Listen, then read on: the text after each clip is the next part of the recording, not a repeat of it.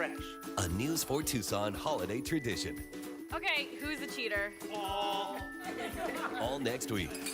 We're anchored in tradition on News 4 Tucson at noon and 4. Welcome back to our live coverage of Decision 2018. One of the closest races in the country is happening right now here in our state. That's right. It's the battle for the U.S. Senate seat to be vacated by Jeff Flake between Martha Mcsally and Kyrsten Sinema. News 4 Tucson's Eric Fink joins us live from downtown Phoenix, where supporters of Congresswoman Sinema are waiting for results to pour in. Well, hey there, John. In fact, about 100 to 150 Arizona Democrats just walked in the last couple of minutes. And let me step right out of the way. You can take a look at what is happening, what is unfolding right behind me. A lot of people standing by, waiting, hoping for a good night here for Democrats. I just spoke with Kyrsten Sinema's spokesman, James Owens, a couple minutes ago. He says he's feeling hopeful, he's feeling confident. He says Democrats throughout the state knocked on more than 1 million doors to get the vote out. He knows the GOP has an advantage here in party ID, but he's feeling the growing number of Arizonans who are independents will break for Sinema. Now, Sinema is not yet here at the Phoenix Renaissance. She is expected to come in just a few minutes. We don't know when we're going to hear from Congresswoman Sinema tonight. We're hoping so, but again, James Owens telling me to expect a very long night here in Phoenix. We are live tonight in Phoenix at the Democratic Watch Party. I'm Eric Fink, News 4 Tucson. John, Angelique. Eric, thank you for that update, and make sure that you stay with us here on News 4 Tucson for continuing coverage of Decision 2018. We'll have the latest results on air, online, and on your mobile device. We are watching the vote come in here at Democracy Plaza, NBC headquarters in New York. And joining us now, Republican Senator Lindsey Graham of South Carolina. Of course, Lindsey Graham not on the ballot tonight, but happy to share some time with us. And Senator, you've got one new Republican coming to the Senate from Indiana. You've got a hold in Tennessee. Do you feel like this is a vindication of President Trump's strategy, particularly on the issue of immigration and saying that there was a caravan about to invade the United States and, you know, that kind of rhetoric? Do you feel like you're giving him credit for drumming up the vote for Republicans? I think there's three things. I think the Kavanaugh effect was real. United Republicans. I've never seen anything in my life to bring the Republican Party together more than the Kavanaugh hearing. I think the caravan was a nightmare for Trump state Democrats and the growing economy. We were dealt a good hand. What does this mean? That the conservative judicial train is going to keep running if we hold the Senate? I think we will. But I think those three things were a nightmare for Trump state Democrats: Kavanaugh, the caravan, and a good economy. Senator, have you seen anything in the results so far tonight that would dissuade you from the idea that Democrats will likely take the House at some point tonight? No, I think you're going to have pretty much what people thought. Probably, you know, a small majority in the House. I think we'll pick up 3 or 4 seats. I don't know what's going on in Texas. Come on, Ted. But, you know, at the end of the day, I think we're going to have a Democratic House and a greater majority in the Senate, and it'll be up to the president and all of us to find a way forward. Infrastructure, immigration reform, sentencing, prison reform are all possible with divided government. Are you worried about Ted Cruz? Well, I'm not worried. I'm concerned.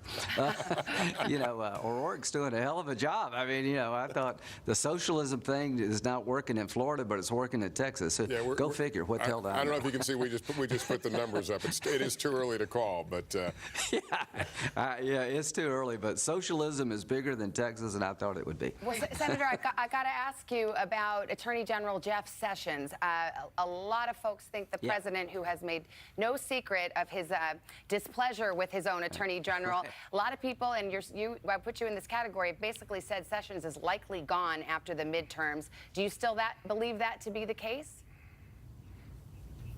I think Jeff will step aside after the midterm, and the president will nominate somebody he has more confidence in. Resign or be fired? I like Jeff, but it's clearly.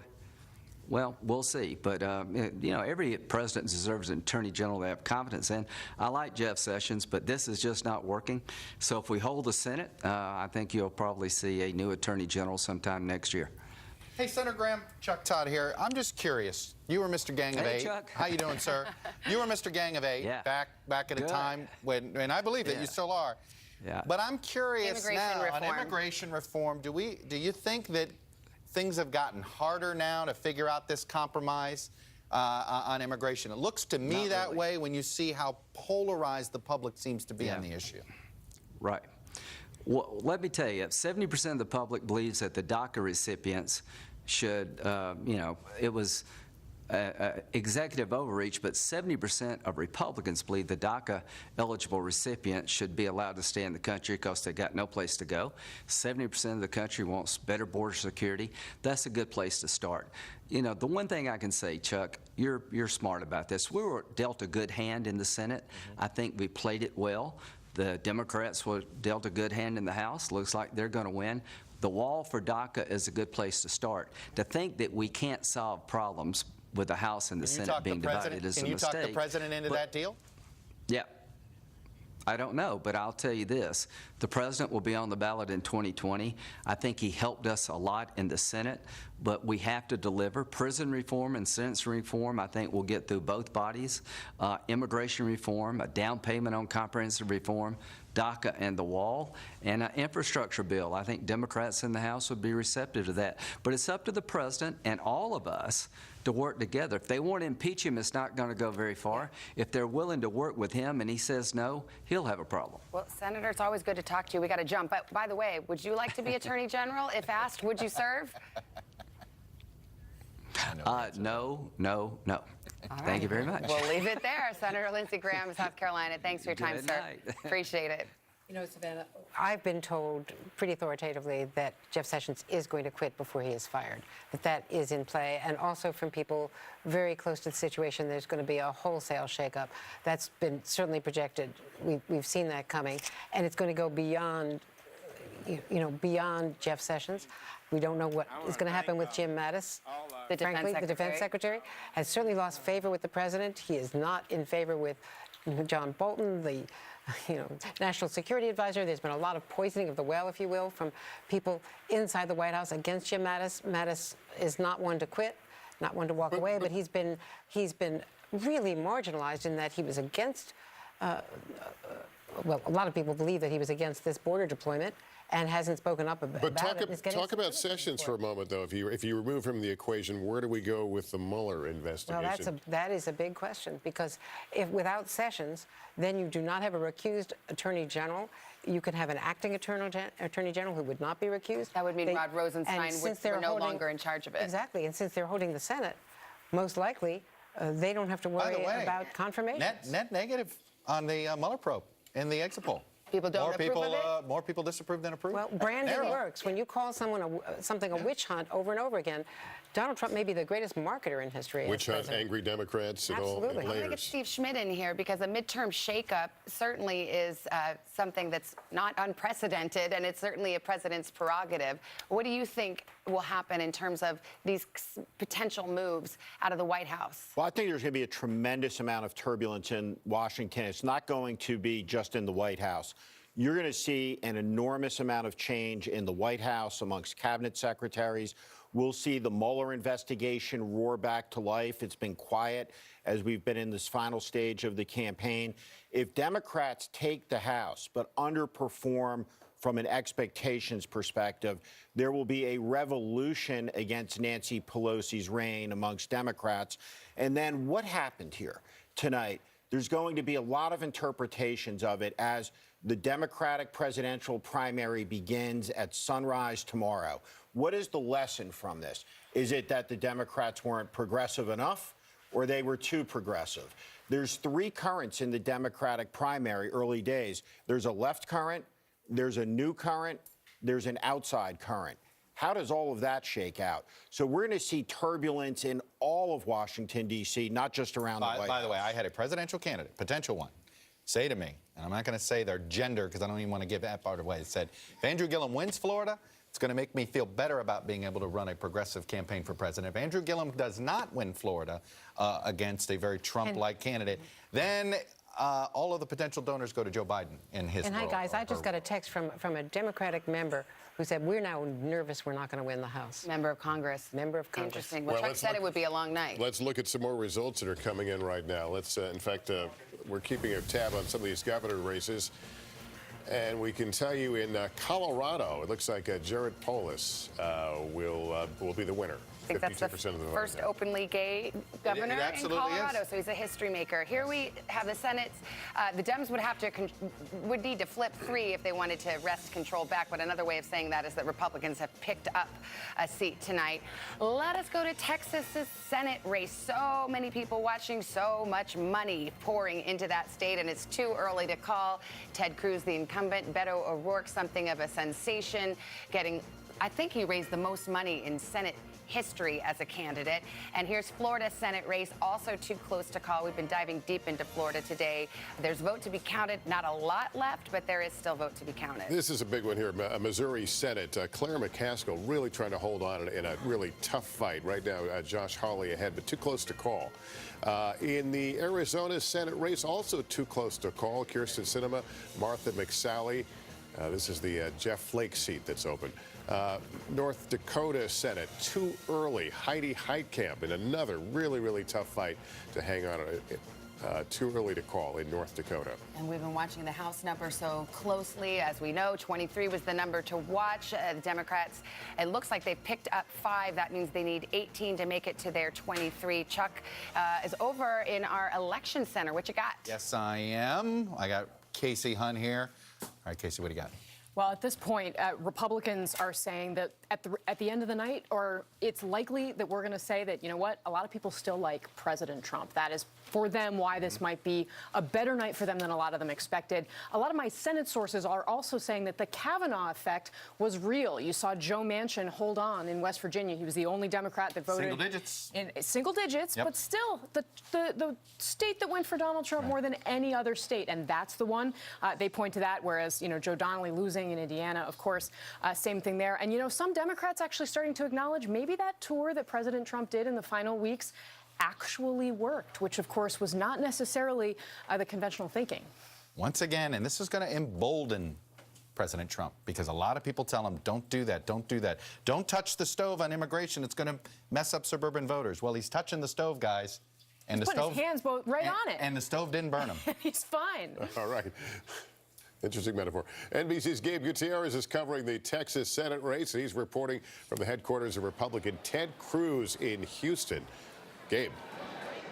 Hi there, Lester. Well, still a lot of enthusiasm here, and you hear Ted Cruz's supporters cheer whenever the TV monitors come on with a big win or another Republican candidate pulling ahead in a national race. As for this race, there was some concern among Republicans a short time ago when these early returns started to come in.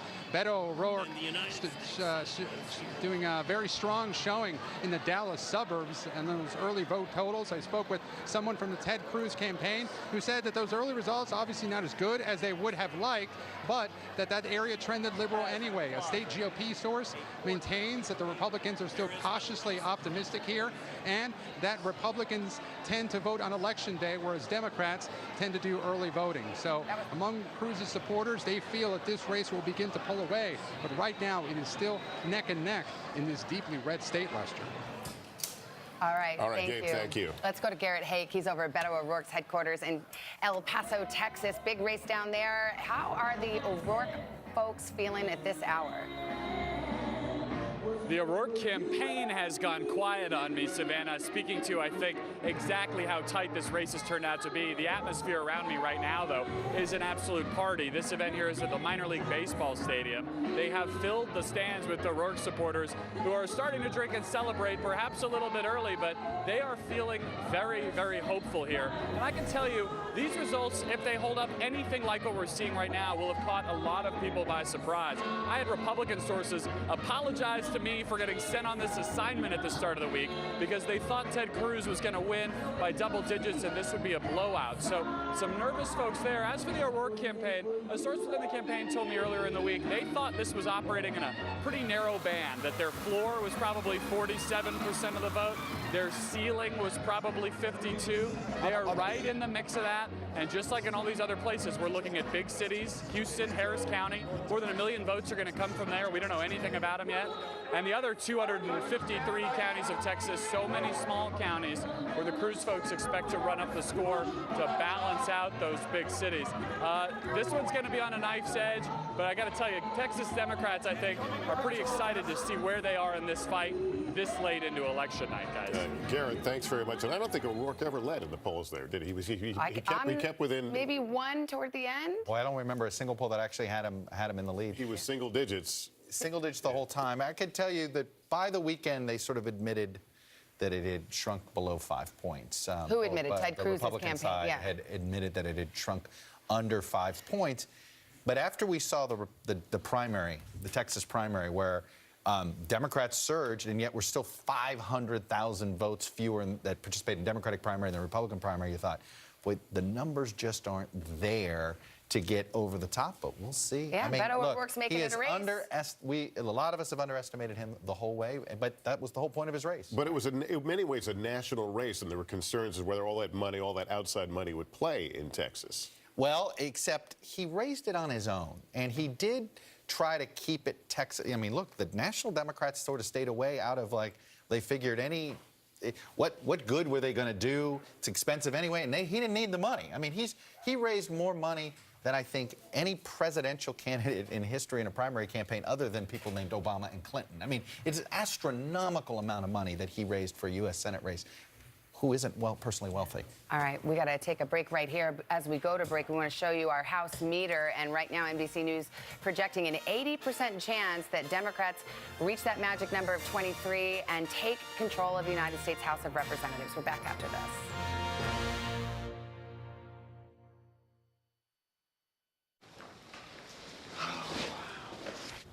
Okay, so how you doing? I'm doing great. This is kind of working out for me right now. I got 5 days sober. It doesn't look like it's working out, Nick. Oh, it doesn't look like it's working out? So what, the therapy? Please, Nick. I'm sorry, Dad. Why don't we just have lunch and talk? We can do that, right? Please. You think that you have this under control. I understand why I do things. It doesn't make me any different, all right? I'm attracted to craziness, and you're just embarrassed because I was like, this amazing thing, like your special creation or something, and you don't like who I am now. Yeah? Who are you, Nick? This is me, Dad. Here, this is who I am. This is not you. This is not you, Nick. What are you doing, huh? You always gotta be controlling everything all the time. Let me book your room at a hotel for a couple of nights. Dad. Oh, man. I don't want it to go like this. Beautiful Boy, rated R. Now playing in select theaters. Tomorrow. So much at stake in our midterm elections. After the historic midterm elections, wake up to the results on Today. What happened where you are, the headlines across America, and what it means for the future of the country. Tomorrow on Today. If you're injured in a motorcycle accident, call 1-800-LAW-TIGERS, Arizona's motorcycle lawyers. Tonight at 10, where do the races stand? We have the latest numbers as election results roll in. Plus, we can all elect some nice weather in our forecast. We're talking about warm, sunny conditions. Where's the cool down? We'll look for it tonight at 10.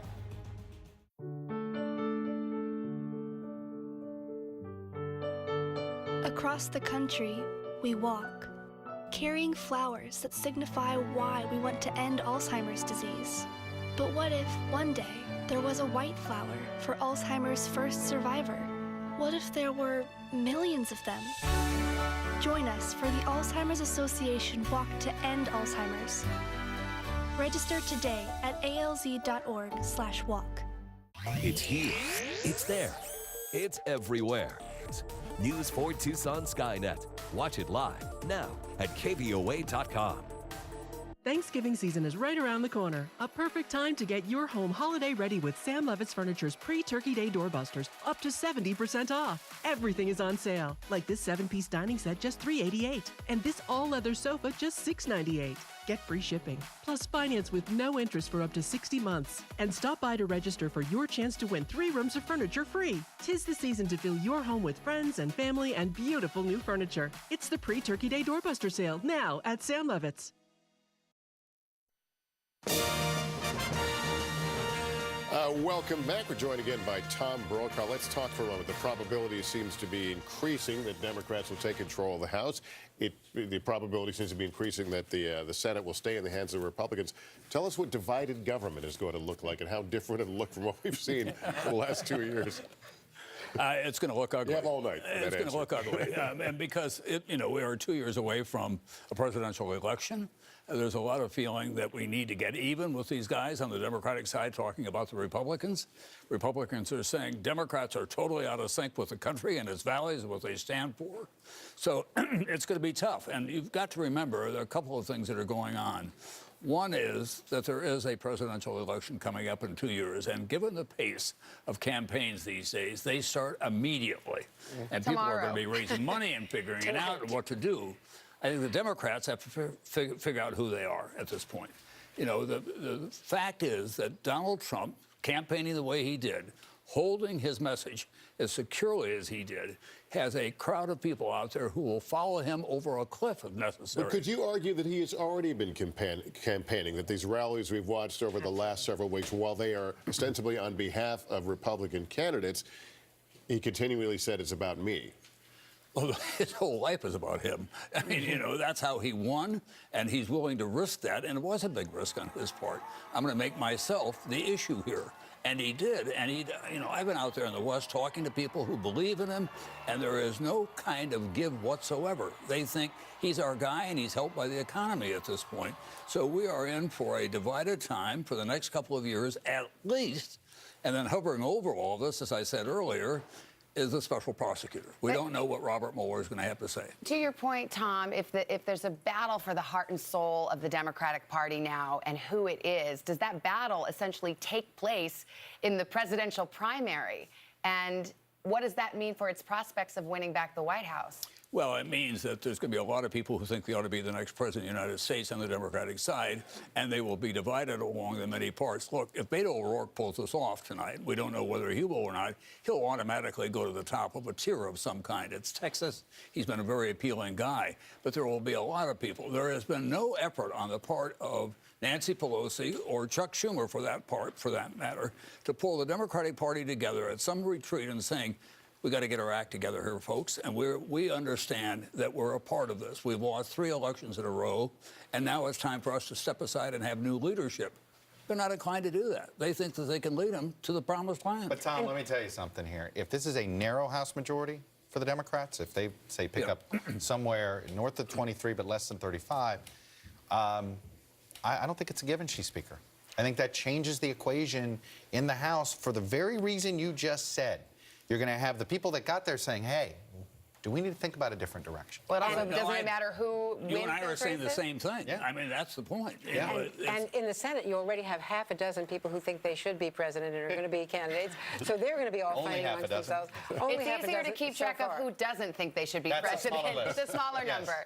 Yeah, I mean, but it's interesting because there have been House races, and granted they're happening in districts that are conservative, where the Democratic candidate has said, I'm not going to support Nancy Pelosi. And so it is somewhat of a question whether or not she remains Speaker. Here's what's interesting.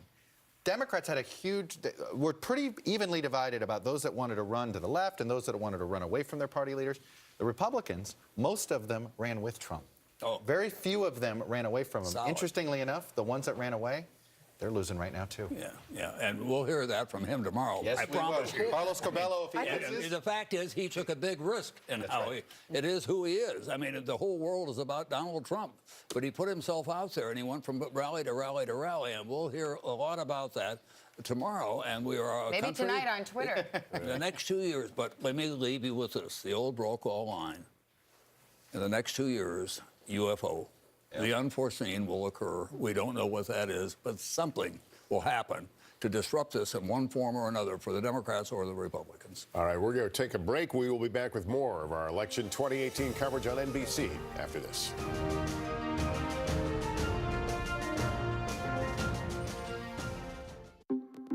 To look at me now, you don't see psoriasis. You see clear skin. You see me.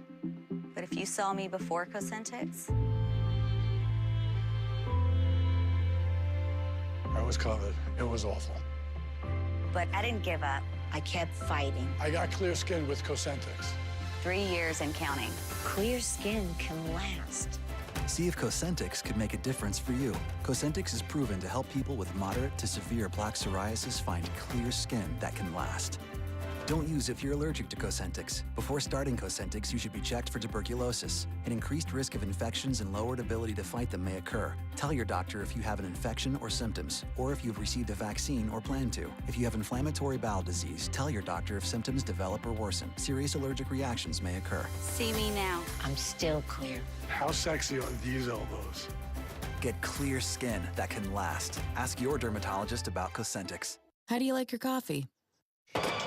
Dunk it. Pour it. Drink it. Love it. I like it international, and I expect to be delighted. Importing ivory is illegal, so it's no surprise I get randomly searched when I travel. But the protein in pistachios helps keep my spirits up, which makes this strip search a little less humiliating. That's not ivory. A once in 500-year storm should happen every 500 years, right? Fact is, there have been 26 in the last decade. Allstate is adapting with drones to assess home damage sooner. And if a flying object damages your car, you can snap a photo and get your claim processed in hours, not days. Plus, Allstate can pay your claim in minutes. Now that you know the truth, are you in good hands? The season's biggest mystery Every person on that plane lost 5 years. is about to be cracked wide open. Maybe she's responsible for what happened on the plane. Finally, I've been waiting for you. Manifest, Monday on NBC. Chuck invited me over to the board. We have a big call to make. This was a battleground. Sharice Davids, elected Democrat in Kansas, first Native American woman to be elected to the Congress, correct? And a former MMA fighter. I mean, this was early on. This is knocking off a Republican incumbent, which are always much harder than winning open seats here. She just was she ran a very aggressive campaign, very frankly, just ran as an unapologetic Democrat, even while, you know, she walked the line of being a progressive and a moderate in that district. So but that's a big win for her, and she's going to be a quick rising star in the Democratic. All right, let's go do our map, our House meter then, because I think we are now, according to the NBC decision desk, going to say it's an 85% chance now with that pickup that the Democrats take control of the House. Magic number there. Yes, okay, I was looking at it. Okay, yeah. So inside the numbers, how do we get to that sense of confidence, 85%, that the Democrats are going to get the House? And you want to know why? Because we just flipped a new race. Oh. As you were talking, New Jersey 11, we just officially called that one. So that is why New Jersey's starting to come in. Yeah. Those VA races, Democrats lead, almost all is reporting. Yeah. As you can see, we're about to see a whole bunch of races flip. And it's 90% confidence now that the Democrats. Decision 2018 is here. Polls closed nearly an hour ago, and we'll be updating you all night long with the results. Yes, some big races on the ballot, including those deciding who will be in the House of Representatives. News 4 Tucson's Nick Vinzant is on the east side for the for the Democratic Watch Party. News 4 Tucson's Danelle Confair in Midtown with the Republican Party. Let's start with Nick Vinzant right now. Well, John, people really started showing up right around 6:30, and the crowd is now very energized out here. They know that the official election results, or rather the first election results, are going to start coming in right at 8 o'clock. And if you take a look behind me, you can see everybody is gathered towards the front. They're watching these screens. They're really focused on a couple of the key races here, specifically Congressional District 2, Congressional District 3, and some of the school board races. Now, we've talked with a number of people out here, and they say that when it comes to the local races, they are pretty optimistic. You can hear some of the cheering that's going on right now. The one that has people at this watch party, though, concerned is that Senate race between Kyrsten Sinema and Martha Mcsally. Tucson Mayor Jonathan Rothschild just spoke.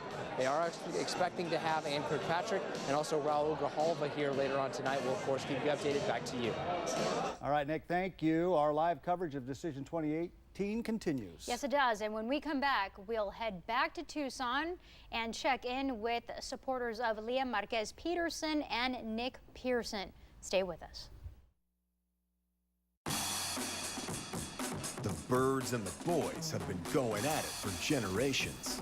And Sunday night, it's that time again.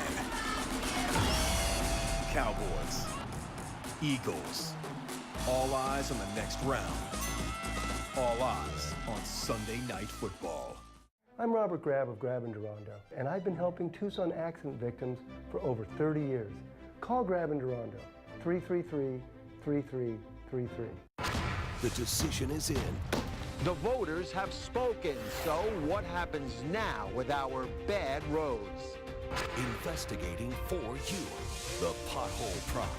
Tomorrow on News 4 Tucson at 10. This Saturday, join News 4 Tucson for Salute to the Military Night at the TCC as the Tucson Roadrunners take on the San Jose Barracuda. Tickets available at TucsonRoadrunners.com or sign up now at KVOA.com for your chance to win free tickets.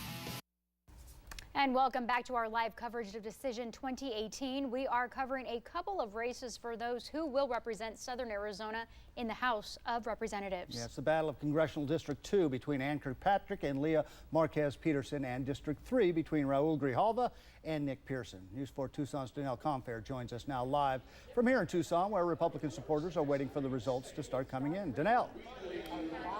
Well, people are fired up here. In fact, we spoke with Leah Marquez Peterson earlier, who's excited about tonight and believes she could take a win for that seat. We also spoke with Pearson, who's running against Grijalva, and he's very optimistic about that race as well. You know, but for the 2nd district, it's located in the southeastern corner of Arizona and includes Cochise County and part of Pima County. And Marquez Peterson, since it's her first time running, says that with her over 40 years living in the district, she has a really good chance, and that's what she's hoping voters will take to tonight with those results. Again, we'll continue to update you on KVOA.com.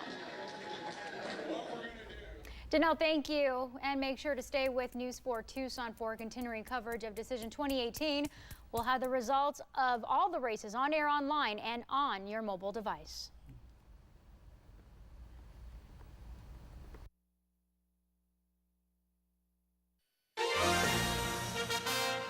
From NBC News, The Vote, America's Future. Here's Lester Holt and Savannah Guthrie. Welcome back. 10 o'clock in the East, and things beginning to move quickly the Democrats' way in the House. Yeah, absolutely. Look at the House meter. No, just to set the stage, they needed 23 for the Democrats to get control of the House. The Senate, they needed 2, but they are going in the wrong direction for the Senate as far as the Democrats are concerned. But look at that. 10 pickups, which means they just need 13 more if they want to get control of the House. This is one of the races that just got called. This is a pickup. Mikey Sherrill, a veteran, she picks it up in New Jersey 11. There's a 90% chance now that the Democrats do, in fact, take the House. And as I just showed you, yes, this is the race that Chuck and I just called. We called that. I was just going to say it flipped while we were talking. It sure did. And in the New York 11, that's a Democratic gain. Max Rose, the projected winner there. Staten Island with a Democrat in the age of Trump is a bit shocking, but this was a really well-run race. Another bellwether right here, Lester. Yeah, this is the Virginia 2. This is Elaine Loria. We pointed it out early in the night. This was Virginia 2. That's a Republican incumbent losing there. We had said that was the swingiest of the races on the East Coast, and it tips down. Let's go out west. Too early to call Montana's Senate race. This one could come down to the wire. And in Nevada, again, too early to call. Jackie Rosen, the Democrat, former synagogue president, up against Dean Heller, the incumbent. Texas Senate, we will keep going back to this showdown here. Too early to call. Can I just tell you, we're going to tell our boiler room, guys, with 76% in, we can change the call. It's too close to call at this point. Let's stop calling it too early to call. You have that much vote in, I think we can fairly say. Chuck's putting his order in like it's a fast food restaurant. All right, Florida Senate, too close to call at this hour. Utah Senate, this is not a surprise. Mitt Romney, perhaps you've heard that name before, former presidential candidate, is now going to the United States Senate. All right, Kansas governor. It looks like this is a Democratic pickup. Laura Kelly Wins over Kris Kobach. That is a big deal because Kris Kobach was the leader of that ill-fated voter fraud commission. They never had a meeting. They never found any fraud. Very close to the president. The president campaigned for him. Kris Kobach going down in Kansas. By the way, that worked almost a whole bunch of moderate Republicans endorsed the Democratic candidate in that race. A whole bunch. It's very similar to almost how Kathleen Sebelius got to the governorship the last time they elected a Democrat. Did President Trump, I think I'm right, did he pick Kris Kobach in the primary? He did. Yeah, finger on the scale. But he never went back. He didn't go back and campaign for him late. I wonder if Kris Kobach's a little upset about it. We've got some more to show you. We can look at the Iowa governor, and that race is too early to call right now. The Republican incumbent there. All right, Nevada's governor, too early to call. We've got an interesting race there. We've got the grandson of a governor there. Georgia's governor. Son of a former senator. And the son of a former senator, yes, indeed. Little scandal there, so Chuck, we won't get into all that. Georgia governor, too early to call. And here's a big one in the Midwest. Wisconsin governor, too early to call. Scott Walker, the incumbent, trying to fend off a challenge by Tony Evers. But again, too early to call there. We've got a call to make in Vermont, and the Republican Phil Scott wins handily over Christine Hallquist, who would have been the first transgender governor of Vermont, but it's the Republican who holds on there, the incumbent. Yeah, this race for the Democrats to gain control of the House is the drama, one of the dramas of the night. Of course, one of the big ones, and this is the NBC News projection. The meter saying there's now a 95% chance that the Democrats will achieve their goal. As you guys were flipping boards, we literally had 2 more Pennsylvania races went from red to blue. Those redrawn districts, Pennsylvania's 6th, Pennsylvania's 7th. Both were open seats. These were the expectations that Democrats would do well here. But this is why we're up to 95% confidence. These East Coast seats are starting to fall. We're starting to call them. I have to say the Dan Donovan one is a big deal in New York. In Staten Island. But it may portend to a and bigger Chrissy night Houlihan is a really strong candidate. She was dominant throughout that race. Do you notice someone has joined us? It's John Heilemann, who, of course, is NBC News political analyst. You've been watching these returns come in. What's your take? Well, I think the thing that Chuck said strikes me as right. There was a little bit of people getting a little nervous there on the Democratic side when some of these toss-up races and races the Democrats expected to get in the House didn't come quickly enough from their point of view. And now they're starting to come through. You're seeing them, we're calling them like every 10, 15 minutes. Yeah. You think about all of those places that we focused on all year long that are still out there. All those Clinton-won California districts that are potential, if not likely, pickups for Democrats. You think about Iowa, where I was out in Iowa on Sunday, and Ann Selzer is looking at 4 Iowa congressional districts, all Republican currently, and she thinks 3 of the 4 are going to go Democratic, and the only one that's really a question is the Steve King race, which is also not outside the possibility of getting flipped over. So you're suggesting Democrats, this could be big. So there's still a lot of seats out there as we move west. The Democrats expect to get, and as these ones that they expected and hoped to get and were in nervousness about an hour ago are all falling their way right now, it could be not a vast Democratic wave in the House, but a pretty substantial Well, let me majority. put you on the spot a little bit, and Chuck, you can chime in too. Can you think of a race tonight that was really fought in a conservative stronghold where Democrats came in big with the candidate and money and were competitive in a district that otherwise one wouldn't expect them to be in? Have there been any big upsets tonight? Well, you mentioned Staten Island. I think Staten Island's the biggest upset so far. But people talked about Amy McGrath in Kentucky. She couldn't make it happen. But in fairness to Dan Donovan, it is tough running as a Republican in a congressional race when the top of your ticket's getting clobbered. Okay, and it wasn't as competitive a governor's race. And look, this has been the problem for these Pennsylvania Republicans too. All these seats have gone. There was no competitive statewide. And Max Rose is military also, which is very appealing. He's a weekend warrior. He's in the National Guard.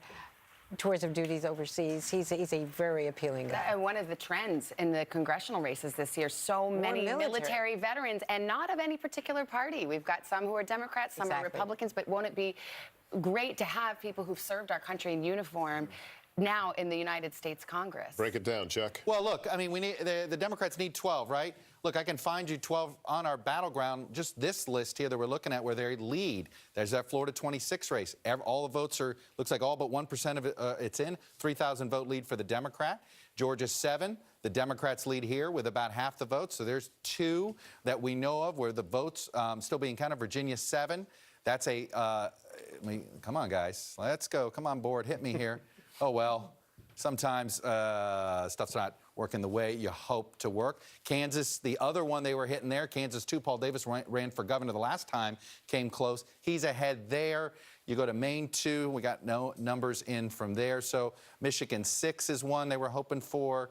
7, they're still ahead in. 8 is still, we're waiting to see in, about half the vote in. So the point is, they need 12. They got 3 or 4 in California we haven't even gotten to yet. There's a reason why we're at 95% confidence, and I wouldn't be surprised if we get to 100% confidence before we hit 11 o'clock. What about margins? Well, the margins at this point, I think we're looking at somewhere in the, I'm in 30 to 35 range. I think we're looking at a net gain of 30 to 35 seats. A net gain of 30 to 35 seats. You know, they'd have to have a lot of last-minute ballots fall their way to get it closer to 40, but this looks more like 30 to 35. So then you have this discussion about, is that a wave or not a wave, right? I mean, is that it's not a tsunami, there's no question about it, but it's also not just on the margin. So many aquatic metaphors going on. Is it a ripple? Is it a puddle? Too many metaphors. And look, I mean, the other thing, of course, what's going on in the Senate, where you've had already so far tonight, you've had good news and bad news for Democrats. You look at what happened in Indiana. Democrats expected among the endangered Democratic senators in red states. They thought that Indiana was probably going to stay safe, but that race is now turned over, and that's a big problem for Guys, them. I got a call to make, and this will not surprise most political observers. Heidi Heitkamp, the Democratic incumbent, goes down in a deep red state, North Dakota. Kevin Cramer, the congressman, will prevail there, and of That's course, a bigger deal than just one Senate seat, Savannah. Well, tell us, Chuck. That's tell number us. 50. Okay, number 50 for the Republicans. Number 50 they get for the it back. Republicans. Yes. They will retain control. It's official, even if they lose the rest of the races on the board here. As you can see, whether it's Texas, Arizona, Nevada, they could lose. All 6 of those could go Democratic, and at this point, you would see that Republicans retain because of Mike Pence. 50, and the vice president gets the deciding vote. Indiana, North Dakota, so the red states delivered. She won by 6,000 votes, a lot of them Native Americans last time. Huge controversy over the way the Native Americans were having all kinds of ballot difficulties. And her vote on Kavanaugh didn't help her. And the vote on Kavanaugh was absolutely determinative. She's one of the most powerful, I think, a certain kind of human story. I spent some time with her just a couple weeks ago, and she is one of the rare, whatever you want to say about her, she knew that the vote she was going to take on Judge Kavanaugh was likely going to cost her this seat. She was already a little bit behind in that race. She stared it down and she said, I got to go this way. She made a vote of conscience that was against her own political interest. Again, whatever you think about the merits of the vote, she knew that was the hill that she was likely to die on, and she took the vote anyway. She was also hurt by a real mess up by her team after the Kavanaugh vote, where they unfortunately disclosed and outed a woman who had several women, in fact, who had been sexually attacked, which went right against what Heitkamp said was her vote of principle. And she needed that Native American vote, and there was that controversy over whether or not a new voter ID law was in effect suppressing the vote of Native Americans. I'm struck by the numbers behind us, Savannah. Remember we said 23 and 2. This is a case where 23 was lower than 2. Yes. Guess what? Now the Senate number went up to 4, right? We've been having a count up. So Democrats now need to find 4. They have Mississippi runoffs and all this stuff. The point is, the number went up. That tells you. I'll say this though quickly. Again, when I was out there, we went and looked at went out to Standing Rock. The issue around voter suppression and voter ID in North Dakota is a really serious one, and there were significant questions to ask about whether that law is unfair and discriminatory. However, the margin in that race, it wouldn't really matter. She got clobbered in that race, and there's not enough, at least historically, there's not enough Native American vote under any circumstance to have made up that margin that she just lost by. Well, let's talk about another Senate race that we're watching carefully. That is the one in Texas right now, Ted Cruz and Beto O'Rourke. Let's go to Gabe Gutierrez is at Ted Cruz headquarters. This thing is still, well, we still have it listed as too early to call 78% of the vote in, but Ted Cruz starting to grow a little bit of a margin. Chuck calls it too close. It is too close. We're at 78% reporting. Call it too close, darn it. Well, I'm not allowed to do that. Gabe, he's at headquarters. I know, Chuck's going wild here. What are you hearing, Gabe? What's the mood there? Hi there, Savannah. Well, the mood here is still celebratory, although many people I've spoken with here wish this race wasn't quite so close at this point. The state GOP says it is still cautiously optimistic, but they're now looking at early results coming in from Harris County, and it shows a surprisingly strong showing from Beto O'Rourke in this county. Of course, this is a very vote-rich county, and if this trend continues, this could be very sorry to interrupt you, Gabe, but we've got. Race. I'll send it back to you. Yeah, sorry to interrupt, but we have a good reason. Ted Cruz has been reelected in Texas. This long shot campaign of Beto O'Rourke that was well funded and certainly got a lot of notice around the country ultimately did not prevail. Ted Cruz, the incumbent, headed back to the Senate. There will be a lot of stories written, John Heilemann, about what happened here, whether he ever had a chance, and whether or not his way, his approach, which was to run to the left, whether that ever was going to work in deep red Texas. There are so many storylines about this. And again, I keep saying I was just with these people. I was with literally at the last rally that Beto O'Rourke did last night in El Paso. And the energy around him was palpable, and we saw it all throughout this race. There is a fundamental reality. By the way, we've officially called control for the Republicans for the Senate. We got our graphic up there. We want people to see it. At the current if that race ends up as close as it looks with 79%, he has done something incredible, which is he made Texas competitive for a Democrat statewide, hasn't been competitive for a Democrat statewide since Ann Richards. So Democrats are going to study this model and try to figure out whether the way that he did it could, against the right candidate, with the right candidate, make Texas a battleground state in 2020. That doesn't mean that he obviously fell short. It is still a conservative Republican state. And frankly, if you had a more likable Republican candidate, the margin probably would have been wider, and Beto O'Rourke would not have done as well. We are seeing that this Sun Belt of the United States is going to become what the Midwest has been for the last most of our adult lifetimes. The bellwether. The bellwether to decide presidential elections, okay? We are about a cycle away where it's the Sun Belt of America from Orange County to Orange County, but Florida, Georgia, Texas, and Arizona will be. All right, let me break away. I want to bring in Sarah Sanders, White House press secretary. She joins us right now. Sarah, thanks for being with us. Good evening. Great to be with you. So Republicans will retain control of the U.S. Senate. It's looking less and less likely they'll retain control of the House. What are the surprises here, if any, for you tonight? Look, I think a huge victory for the president tonight with the announcement of the Senate looking like it's definitely going to stay with Republicans and pick up a couple of seats. The president spent the last week campaigning heavily for Senate candidates, and we're seeing that pay off. Certainly in places like Indiana, Tennessee, Texas, all places that the president came in, helped close the deal, and certainly a good night for the president so far. Sarah, I know that the president's having a watch party with 100 of his closest friends, and I'm sure you're among them. Have you been with the president tonight? What is he saying about these results, particularly that he's about to have divided government for the first time in his tenure as president? I have, and the president is happy and thinks he's had a great night, particularly when it comes to the Senate, and still some solid wins in the House with folks like Andy Barr. But look, the president's going to fight for exactly what he's laid out, regardless of who's in control in the House. The president's going to be able to work with Democrats and Republicans to make sure we're getting things done, because that's what he came to Washington to do. He's laid out a bold agenda, and we'd expect him to continue to follow through and have another successful 2 years, just like he's had the previous 2 years. The president announced some regrets today in an interview about the tone that he has had as president. Are there any regrets about going after immigration? It looked like the #1 topic for voters this time around was health care. Not at all. This is a topic in a huge crisis on the border. The president is going to focus on problems that this country has, and he's going to continue to do that. He's been talking about this for a long time, and we want to see the solutions actually take place. We have to secure our borders. We have to know who's coming in, why they're coming, and what they're going to do when they get here. We certainly want to have immigration in this country, but there's a right way to do it, and the president wants to see that happen. We support merit-based immigration, and we support a secure border. That is not something that the president's ever been shy about. He's going to continue to talk about it, and hopefully Democrats will actually show up and do the job that they were elected to do and be willing to work with the president to get something done. Not just continue to be a party of obstruction and resistance, but actually come to Washington and try to bring solutions to the table and solve some real problems. Sarah, it's a common story. After midterms, the president might make changes in his cabinet. What are the chances that we see some of those personnel changes in the next few days?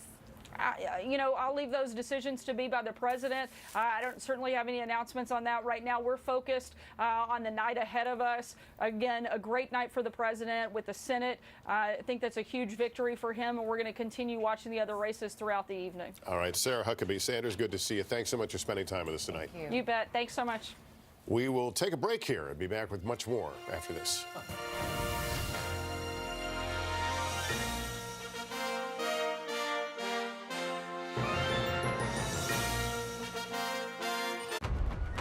people, they speak a language we cannot understand.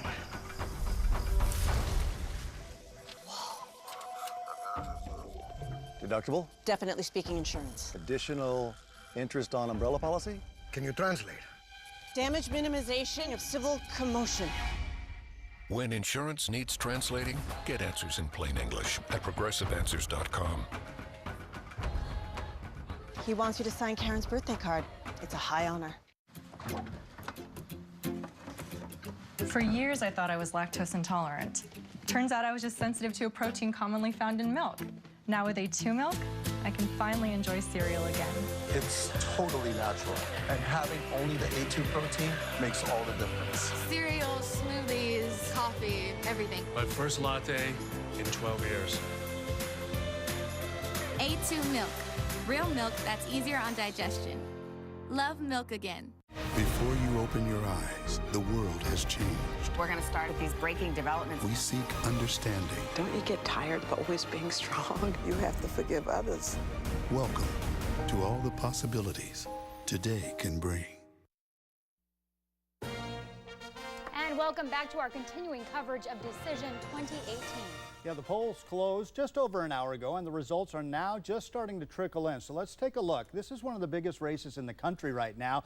The race for U.S. Senate between Republican Congresswoman Martha Mcsally and Democratic Congresswoman Kyrsten Sinema. And as you can see, right now it's still very close. 49% of the vote going to Mcsally, Sinema with 48%. That's just with 1% of the precincts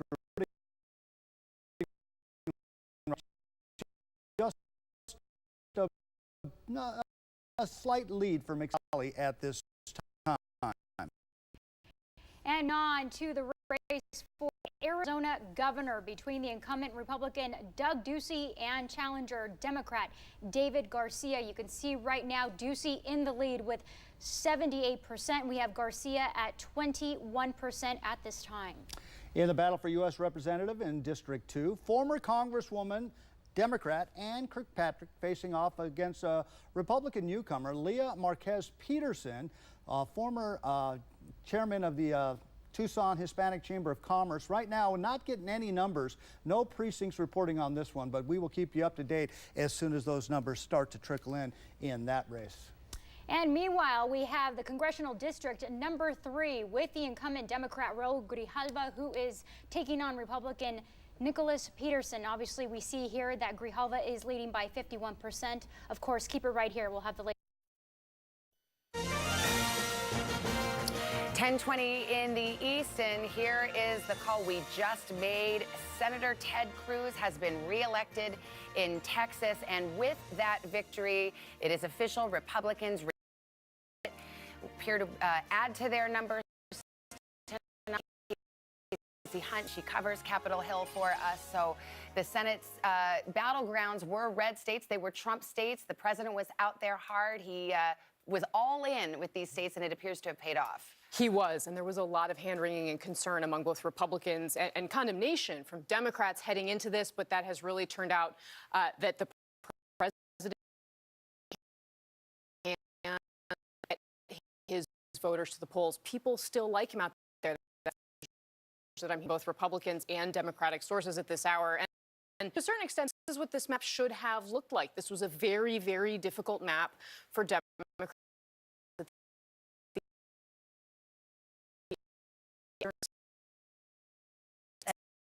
And we got another call to make, and it's in the House of Representatives. We can now officially project that the Democrats will take control of the House.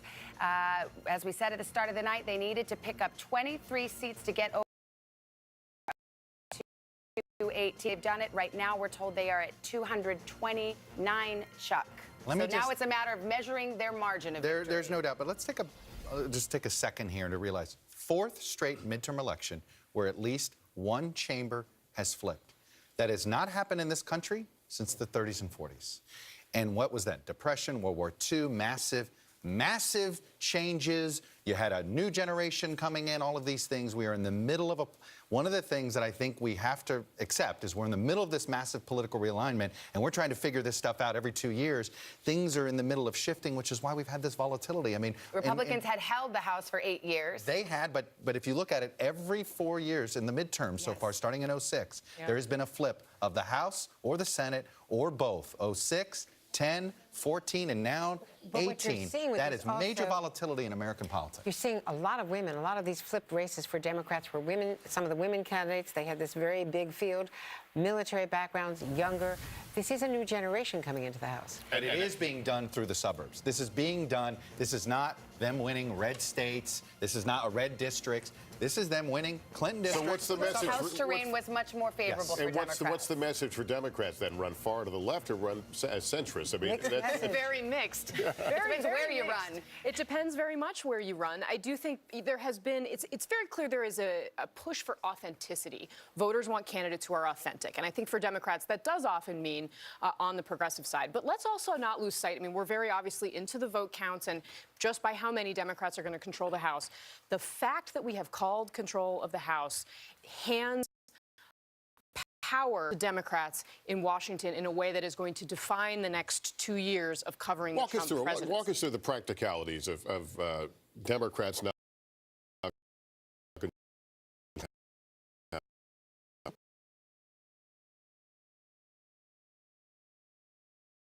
Important piece is subpoena power. And it was little noticed at the time, but when Republicans controlled the House this last go-round, they actually made it so they didn't have to consult with the minority if they wanted to issue a subpoena. It was largely overlooked at the time. Democrats, complained about it at the time, but it's a classic case of, what goes around comes around. Well, this is just to really define our terms. You're talking about Democrats who will have control of chairmanships, then be able to have the power to investigate, and as part of that power to investigate, it's the power to subpoena, which is the power for Congress to compel testimony or documents. Exactly. Or tax returns, for example, that the president has not released. I mean, just compare Devin Nunes, who was, as no other intelligence chair has ever been, the handmaiden of the White House. It's always been an independent, bipartisan committee. He completely politicized it for the President of the United States, including that midnight run to find secret information, which was then misreported.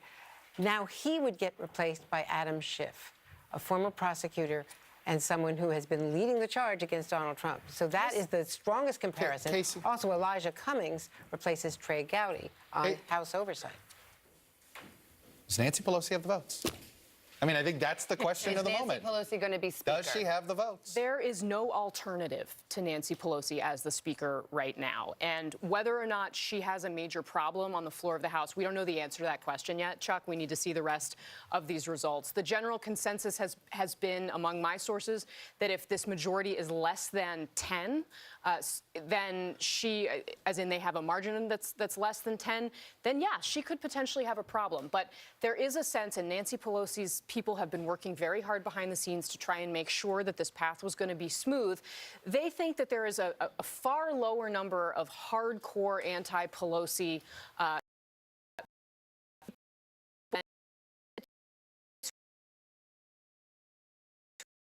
who have said that they have trouble voting for her. And also remember, the process, and this is all going to play out, it's a little more complicated than people understand. So you can do something on the floor. You can vote present, which would potentially save some of these Democrats who've already said that they were going to vote against her, and then their votes wouldn't count. So that may save her a little bit. But back up a minute.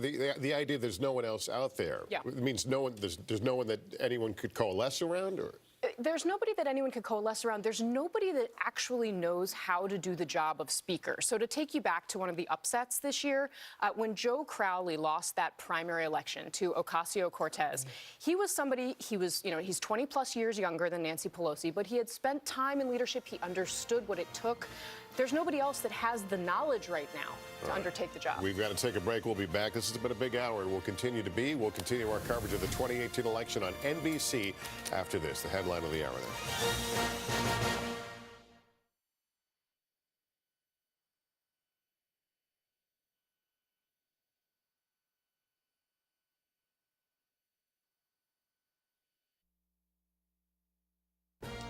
Welcome back. Got an update on Decision 2018 right now. We've got the latest on this all-important U.S. Senate race between Martha Mcsally, the Republican, and Kyrsten Sinema, the Democrat. Very close early on in this race. Let's take a look at the numbers. And as you can see, actually, these numbers have not been updated. I do have an updated number for you. Right now, Kyrsten Sinema has taken the lead at 49.13% compared to Martha Mcsally, the Republican, with 48.62% of the vote. Still early on in this race, but we are keeping a close eye on it. Yes, getting very close there. And speaking of Martha Mcsally and Kyrsten Sinema, let's head out to News 4 Tucson's Aaliyah Shahid, who is in Scottsdale right now with the latest. Aaliyah. Angelique, a lot of energy here at the GOP party. There were just rounds of USA, USA chants when it was projected by Fox News the Republicans would retain control of the Senate. We'll give you a look at what's going on here right now. As just mentioned, that race between Kyrsten Sinema and Martha Mcsally still very close early on in the night. But we can say that NBC News has projected Governor Doug Ducey the winner of the election. Again, NBC News projection. Back to you, John and Angelique. Thank you. Yes, when we come back, we will head back to Phoenix.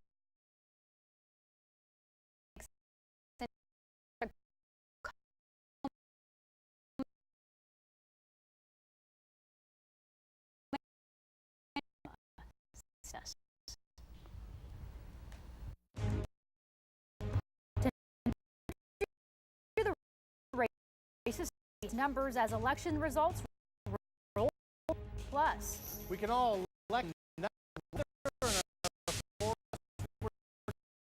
talk about where's the cool down. We'll look for it tonight at 10.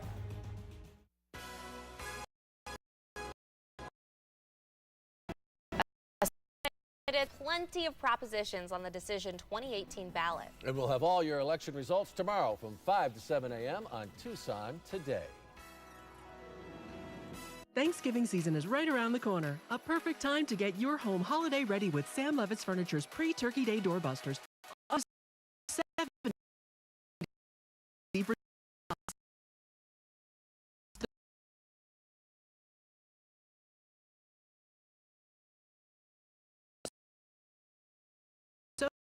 $98 when 3 were free.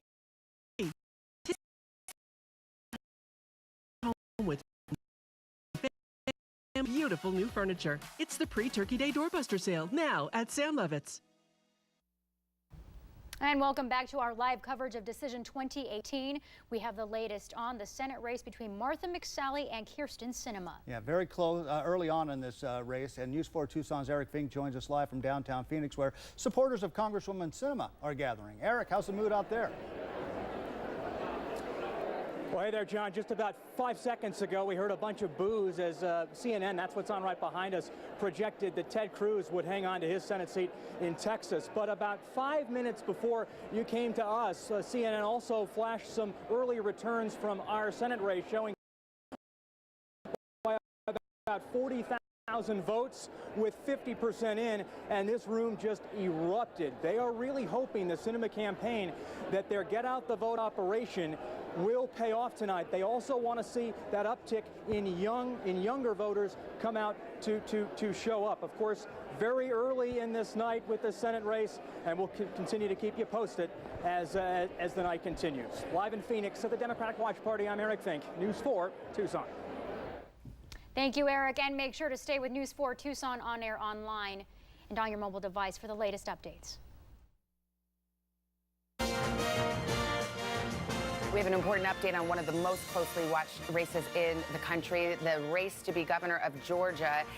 Here's what we have at this hour. It is too early to call, but the NBC decision that it appears that Brian Kemp, the Republican in the race, is headed to over 50%. Why does that matter? Because if you do not get 50% in this race in Georgia, you're headed to a runoff. So too early to call, but our decision desk is telling us that it appears Brian Kemp is going to be able to surpass that 50% threshold and potentially avoid a runoff. But it's going to be close between that, and that's why if it dips a little 49.9, you get a runoff. So we're being careful here, that's why. But what we do know is Kemp's leading.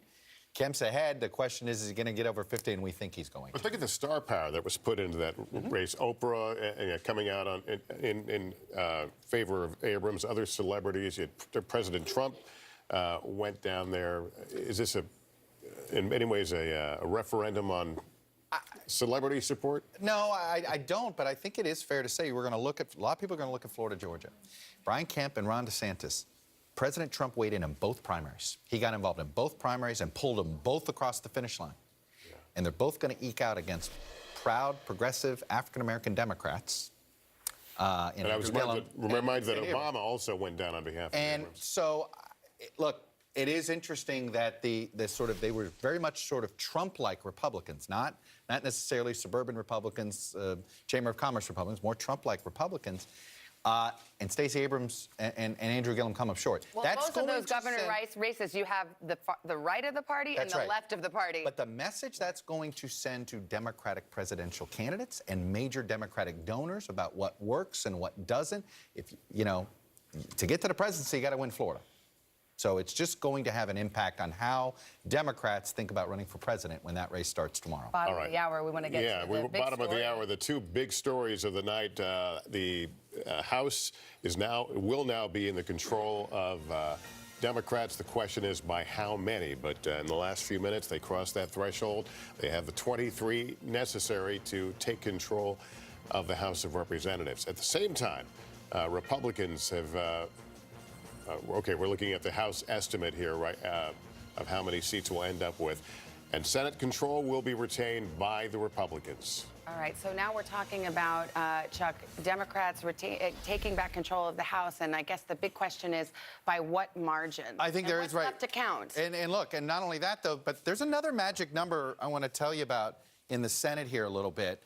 And that is the number of 54 for the Republicans. If they can somehow get to 54, right? If Missouri came in for them, let's say Florida, and that one looks like it's headed to a recount, but let's say they get that one, and then they get one of these three, Nevada, Arizona, or Montana. So for now, let's say it's a retention and give them this Arizona one here. If that happened, some scenario like this. Why does 54 matter? 54 Senate seats would probably lock in the Republican Senate majority at least till 2022, because that 2020 Senate map includes one Doug Jones in a presidential year, a Democrat trying to win in Alabama, and there's only about 3 or 4 Republican targets in swing states. Susan Collins is one of them, Cory Gardner, Tom Tillis, Joni Ernst, Iowa, Colorado, North Carolina, Maine. But the point is, keep track of this number tonight. If Republicans get to 54 Senate seats, that could lock them in for 4 years, not 2 for Senate control. It's a big deal for the judiciary. Okay. All right, Chuck, thank you. We got Hallie Jackson? Yeah, she's at the White House where we saw Sarah Sanders a little while ago. They seem to be in a good mood. They sure do. And when they're looking at the map that Chuck just put up on the big board there's no reason to see why they wouldn't be when it comes to the House, because this is exactly what President Trump wanted to happen. Let me pull back the curtain a little bit for you here. President Trump is with his family, friends, dozens of them. We heard more than 100 people were invited here to the residence to watch these returns, and they're watching it on a bunch of different channels. The spirits seem to be high, according to what we are told from sources in the room. And the president is looking at this Senate map right now. He is specifically, and this is what I'm told from a senior administration official that I just spoke with in the last couple of minutes here, that this immigration rhetoric that he pushed in the closing days of the campaign, there is a sense in this White House they have now been validated by that. They felt like that was a good strategy in the Senate when it came to these tight races that we're talking about.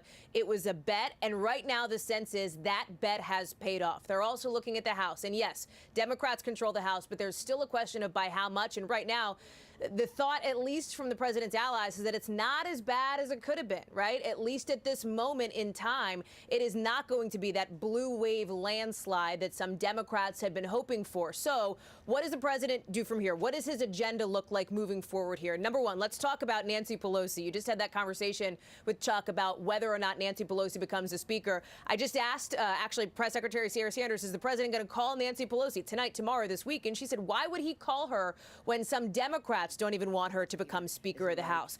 So frame this up for a second. The president, by retaining control of the Senate, is able to do a couple of things. Number one, push the reshaping of the federal judiciary that he has pushed along with Mitch McConnell over the last couple of years, because remember, the Senate controls that. Number two, look at the personnel, right? Confirmations of, for example, cabinet members. There may very well be an opening inside the Department of Justice for that attorney general slot if Jeff Sessions does depart after the midterms, as has been widely anticipated here in Washington, D.C. Having control of the Senate helps the president on that front. On the flip side, he is going to be facing potentially a lot of subpoenas from the House, as Savannah just talked about a little bit ago, if in fact some of these folks go after his tax returns, more information from the White House. It will be an onslaught, and the West Wing is preparing for that, guys. Right. Hallie Jackson of the White House, thanks. Let's go to Chuck right now in the Election Center. Chuck. All right, Casey, what do we got here? Obviously, we're seeing some buoyancy for the Republicans in the Senate and some relief, I'm guessing, from Democrats with the House. Definitely relief from Democrats in the House. And I think they're actually even probably optimistic that there could be a couple of races that they're looking out to that may be surprises. There's still, quite a couple time zones anyway left on that front. I do think that the margin in the House is going to be important for the upcoming leadership battles, because quite frankly, if Democrats can avoid a bloody fight over Nancy Pelosi leading the party, they're going to be off on a much stronger foot. And I think there's a couple questions. First of all, we talked about it a little bit earlier, oversight power. You cannot overestimate it. Every email, every tax return, every piece of communication, every document from the Trump administration now suddenly at the whims of the Congress. And I do think the other thing we want to look at is, what are Democrats going to do with that newfound power? And are they going to overreach? Because I think there are some concerns about taking on President Trump in 2020. Nancy Pelosi already saying that, hey, impeachment, that's not what this caucus is about. All right, we're in here in our boiler room, election room. I forget the way we've titled it. I got my pollsters here. I talked to my Republican half. Let me talk to my Democratic half here, Fred Yang. You're going to have to pay attention, look at the camera, and turn to me here. Democrats got the House, but in these statewide races, no signature win for Democrats, whether it's Florida, Georgia, Texas. What's your explanation? First of all, still a lot of close races. You know, we have Missouri, we have Montana, which will probably be a win. I think Senator Nelson could pull it out in Florida. Look, I think, the Donald Trump number, in the red Donald Trump states, that managed to put them over the top. All right, Fred Yang, our polling team here, Casey Hunt. All right, guys, back to you. All right, so Democrats to take the House by how many? That's what we're waiting to see. But let's kind of look at the road and how they got there. Let's take a look at the Minnesota 3. And the winner there was Dean Phillips. In convincing fashion, this was a pickup. This is one of those suburban seats, suburban Twin Cities. Yeah, Colorado, in the 6th district, it was Jason Crow. That's another Democratic gain. This one came early in the night. Ileana Ross-Layton and the Republican retired Donna Shalala picks up the seat. Of course, of Clinton administration fame. She was the Health and Human Services Secretary in the early 90s. This was the one that Chuck was so excited about. New York's District 11, Max Rose picks up this seat. Is this our Staten Island seat, Chuck? This is the Staten Island seat. It's so... Look, this is in a year where it looks like Trump people are doing okay. You'd think Staten Island might have stayed Republican. And Dan Donovan was a former prosecutor who was very controversial for not prosecuting one of those police This is a biggie right Texas here. 32 it is. Colin Allred, the Democratic gain over Pete Sessions. For Pete Sessions to lose. I know that the Republicans were worried about that seat. Well, you know, longtime congressman. It is. In fact, the son of a former CIA director, by the way. Pete Sessions held the distinction of running unopposed in 2016 in a district that Hillary Clinton carried. So a whole bunch of Democrats go, whoa, wait. Did we not know that this district was moving? And they finally found a candidate. This is is what they got. Michigan 11, Hallie Stevens. 52%. That's another Democratic gain. All right, there were a few Virginia races that were going to be bellwethers. This was one of them, and the Democrat took it, Elaine Luria. But there's this one, Virginia's the 7th district, and a lot of folks are watching this one because this was the scene of an absolute political shocker a few years back when Dave Bratt, a Tea Party Republican, unseated the sitting majority leader of the House, Eric Cantor. Well, a few years later, he is in a real tight race right now with Abigail Spanberger, who is a former official of the CIA. Can't help but wonder that top of the ticket problem for Republicans in the state of Virginia. They had Corey Stewart, who was the Republican nominee, very much more of a Trump guy, didn't connect and got blown out by Tim Kaine. That trickle-down effect, a lot of Republican incumbents were running with a lot of wind in their face because of Corey Stewart. You can't help but wonder, did that cost Dave Bratt 1,000 votes? Look who's here, Nicole Wallace. Hi, guys. You want to talk about divided government? Oh, I've lived divided government. I worked in a Republican White House with the Democratic-controlled House. It changes everything, and I don't know if anyone has explained, Donald Trump, not a student of history, I don't know if he understands how much his life changed tonight. Democrats, Adam Schiff is now the chairman of the House Intel Committee. I was reminded today by a former national security official that no one ever passed legislation to protect Robert Mueller, so anyone worried about getting to the bottom of the Russia question now has Democrats in control of the House Intel Committee. And I think, Chuck, you were just saying this with Casey, every tax return, every scandal, and there have been a lot for a White House 2 years in. They've been through more cabinet secretaries, and there have been cabinet secretaries too corrupt for Donald Trump, which is saying something. And Nicole, I mean, the president, to hear Sarah Sanders talk about it, to hear our White House correspondents, the president's got a little bit of a skip in his step because he's happy to see what happened in the Senate. His big gamble, he went hard in those red states campaigning, and it seems to have paid off on the Senate side. But that's backward. He went to those races because it was really hard for Republicans to lose control of the Senate. Ultimately, though, the Republicans prevailed. I guess the question is, does this set up an opportunity for President Trump? He can run against the Democratic House in 2020. He's going to run against whoever. Donald Trump would run against his pet if he had one. But I think Donald Trump went to the Senate races because he knew the House was out of reach. Donald Trump also hurt a lot of the people he went and campaigned for in the final days. So I think they reverse engineered this, knowing that the Senate was much more gettable than the House. And I think that it is probably a safe bet to say that they don't understand how much their lives changed. But by keeping control of the Senate, what do they get?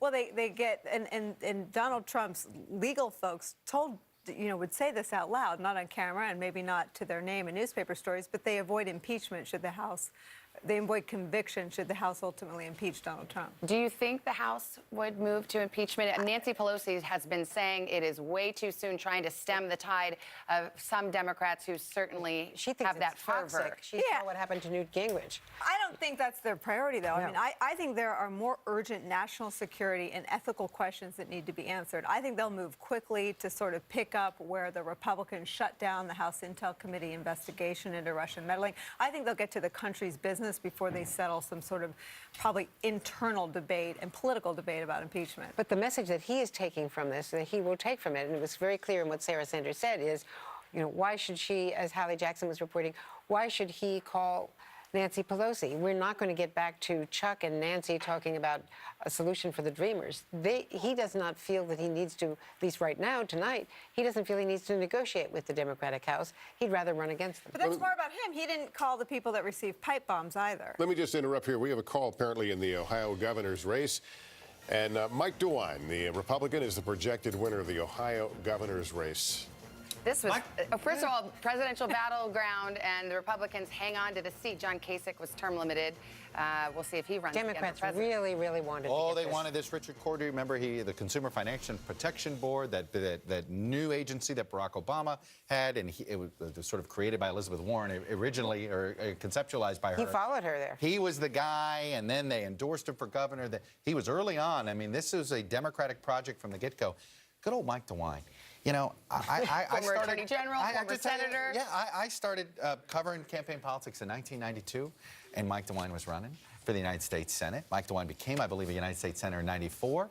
Lost the Senate seat, I think, to Sherrod Brown. I think at one point, he got, and Sherrod Brown's senator. Now, Mike DeWine just keeps chugging along. He's on every bus tour. Any Republican I've ever worked for that goes to Ohio on a bus tour, he's always on the bus. But he's always wanted to be governor, and he's tried to. He was lieutenant governor. He was attorney general.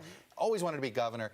Congratulations to Mike DeWine, because the guy has literally half of his adult life has been about getting to the governorship. Well, now, and the guy finally got there. Okay, he's taking the bus to the State House. All right, we're going to keep watching these numbers as they roll on in. It's an exciting night here. We'll be back with the next wave of poll closings, top of the hour.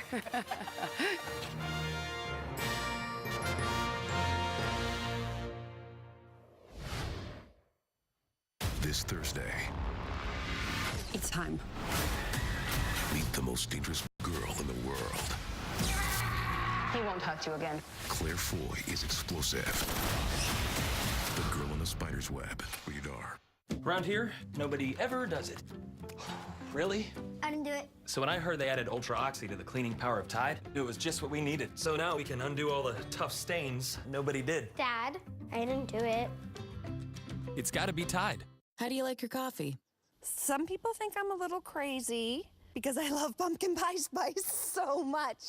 At least I know what I like. I like it international and I expect to be delighted. Follow me. Critics are raving about The Girl in the Spider's Web.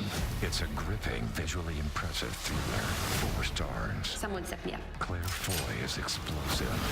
Did I ask you advice? The Girl in the Spider's Web. Rated R. Next Tuesday, witness the first journey We've been traveling together, and I want to be wherever he is. of the couple America has fallen in love with. Jack, have you been having a lot of bad dreams? This Is Us returns next Tuesday on NBC. Welcome back to our continuing coverage of Decision 2018. Yes, a lot of strong opinions on some of the propositions on the ballot this year.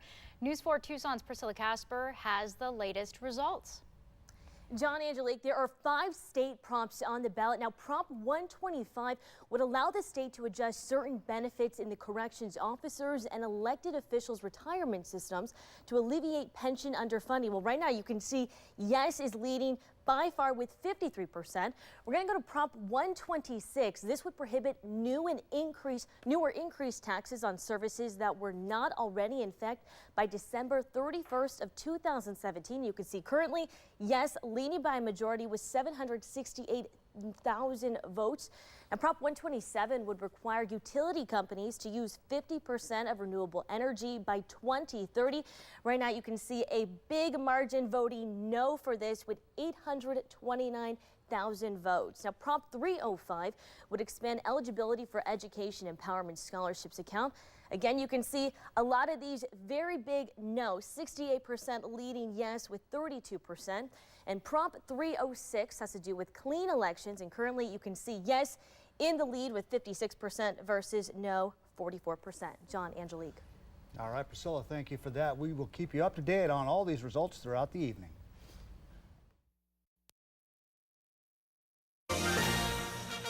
Welcome back, Democracy Plaza. Thank you for joining our 2018 coverage of the election. A lot of big stories. We continue to fall. Some of the drama now has been, we've gotten some answers to, but certainly not the Florida Senate race. This one remains very tight, too close to call. 138,000 votes separating the two. Missouri Senate too close to call. Claire McCaskill trailing Josh Hawley. Claire McCaskill, the Democrat, trying to hold on to this district, but too close to call. I know people are going to look, what's that spread about? Missouri's notorious. Those urban counties come in really late, so you have to wait to see them before you know for sure. And that would be McCaskill territory. So you got to wait a little bit to double check. But yes, Hawley. You'd rather be Hawley right now. All right. Great state of Arizona, my home state. Hi, Mom. And here we have a too close to call race. Kyrsten Sinema, the Democrat, Martha Mcsally, the Republican, and Andrea just pointed out that Martha Mcsally's old Congress, her seat went to Ann Kirkpatrick, the Democrat. That was a flip. Two members of Congress, Martha Mcsally, the first woman to fight to become a combat pilot, a jet pilot. I covered that issue with the Pentagon. She fought all the way up to finally Leon Panetta had to let her do it. Let's stay out west, Montana's Senate race, and it is too early to call. Still counting votes in Montana. This is a big matchup there. Still a bit farther west. We're watching the Nevada Senate race. Too early to call here. Just a little bit of vote in there. Wisconsin governor, it remains too close to call. 4,000 vote difference, 64% in. Good old Scott Walker. Scott Walker right now trailing Tony Evers. Think about this. He got elected in 10. Recall, right? Recall.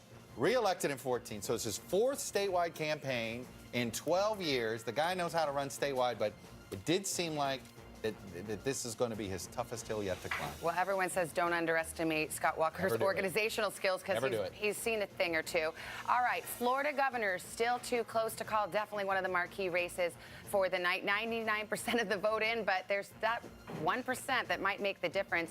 Same situation in Georgia, except for there we're telling you it is too early to call.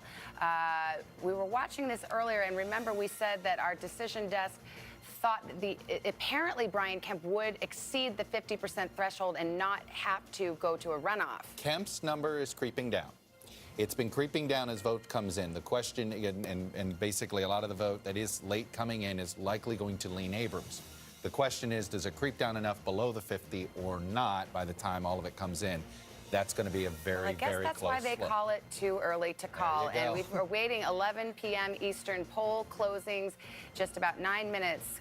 Can't forget the sunshiny West, and we've got some big races yet to be decided there. What's your big surprise of the night, Nicole?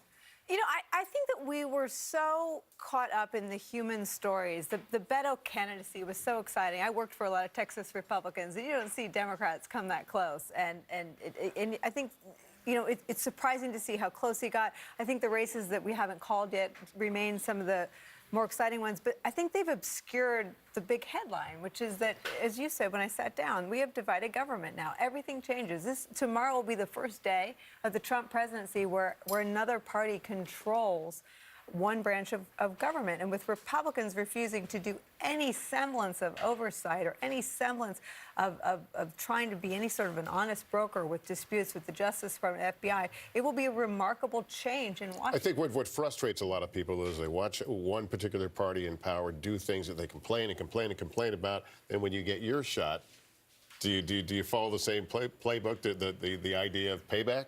Well, I don't know that. I mean, we're all familiar with a lot of the people that will become chairman of the committees. I mentioned Adam Schiff and others. And I think that the Democrats, and you were talking about Nancy Pelosi, I think they realize sort of the gravity of their task. There are a lot of people. 60% of the public doesn't approve of the way Donald Trump is doing his job. The 40% that like him, they love him no matter what.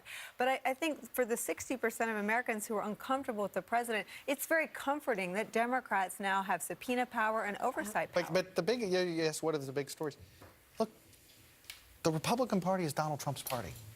This is not Donald Trump.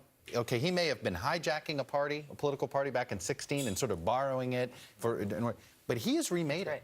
And he knows how to activate it. I mean, we got caught. Why is Andrew Gillum likely to lose and not win? Why is Stacey Abrams likely to lose and not win? Well, I would argue Donald Trump figured out how to get his base out. It's these rural counties. They show up in big numbers. We're in the middle of a political realignment, so Democrats are going to do well in the suburbs. But it's not enough to win some of these key statewide races. What this shows is that people want some check. They like checks and balances. And you have to ask yourself, if Paul Ryan, if the Republican leaders, if the Republican chairs had shown any guts and had stood up to Donald Trump, maybe this wouldn't be the result. And as we go to a break, I understand Virginia 7 has just fallen the Democrats' way. That was when you were watching. 3 or 4 of their targets in Virginia. So we said that'd be a big deal. That's a big deal. Yeah. Abigail Spanberger. All right, we'll take a break. Be back with more right after this. Meet the Ninja Foodie, the pressure cooker that crisps, with the best of pressure cooking and air frying all in one. With our Tender Crisp technology, you can quickly cook food juicy on the inside and crispy on the outside. Go from fresh to deliciously done in half the time, which means it may become the only thing you use in your kitchen. For cooking, at least. The Ninja Foodie with Tender Crisp, the cooking while parenting technology. This is Dell Cinema technology with uninterrupted streaming for people who never say no to one more episode. Brilliant sound clarity for people who crash concerts from their couch. And lifelike color for people who staycation with sci-fi. Experience Dell Cinema on the XPS 13 with an 8th Gen Intel Core i7 processor. The laptop for people who watch things on their laptop. Get up to $200 off select XPS 13 laptops at Dell.com. Burlington isn't Coat Factory anymore. They still sell coats. Yes, dear. We get our boots here. All kinds of coats. Stars! Look how cute. We saved a bundle. All the great brands at a fraction of the cost. I came to Burlington to buy a coat. I got socks, boots, scarves. Take Prilosec OTC and take control of heartburn. So you don't have to stash antacids here. Here. Or here. Kick your antacid habit with Prilosec OTC. 1 pill a day, 24 hours, 0 heartburn. This is not a bed. It's a revolution in sleep. The new Sleep Number 360 smart beds are on sale now during Sleep Number's Veterans Day sale. It senses your movement and automatically adjusts to keep you both comfortable. It even helps with this. So you wake up ready to put your pedal to the metal. And now during our Veterans Day sale, the Queen Sleep Number 360 C4 smart bed is only $12.99. Save $400, plus 24-month financing on all beds. Only for a limited time. Sleep Number, proven quality sleep. New Amsterdam is Tuesday's new hit drama. How can I help? And now you can stream all episodes at any time. The system is broken. We can only help if we take risks. New episodes of New Amsterdam return next Tuesday on NBC. Don't let the anxiety of shopping for new flooring gobble up your holiday spirit. Call Express Flooring for free in-home shopping and installation before Thanksgiving, or it's free. Plus, feast on savings up to 63%. Call Express Flooring today. Tonight at 10, where do the races stand? We have the latest numbers as election results roll in. Plus, we can all elect some nice weather in our forecast. We're talking about warm, sunny conditions. Where's the cool down? We'll look for it tonight at 10. The decision is in. The voters have spoken. So what happens now with our bad roads? Investigating for you. The Pothole Prop. Tomorrow on News 4 Tucson at 10. Ashley Home Store's Veterans Day Salute to Savings event is going on now. Hurry in and save up to 74% plus free shipping and receive no interest for up to 60 months across our wide selection of styles. Ashley Home Store. This is home. Shop now in Tucson and Green Valley. Breaking news as we come on, Andrew Gillum, the Democratic nominee for governor, is said to be conceding in Florida. I think we can go live there, take a listen. We had been calling this too close to call, but apparently his internal pollsters know the full story. I still believe that we ought to clean up our environment, our air, our water quality, our beaches, our shores. I still believe that we ought to have the kind of economy where people are able to work one job instead of 2 and 3 jobs in order to make ends meet. I'm extremely proud that this evening, the voters of the state of Florida decided to pass Amendment 4. Proud about that. That is just one step closer to getting us where it is that we need to be as a state. Y'all, I want to encourage you not to give up. I want to encourage you to stick to the fight. I want you to know that every step of this way, even though I won't have the blessing of serving as the next governor of the state of Florida, I still plan to be on the front lines right alongside every single one of you when it comes to standing up for what it is that we believe in. As I said all along the campaign trail, power sees nothing without a demand. It never has and it never will. We still have to be willing to show up every single day and demand our seat at the table.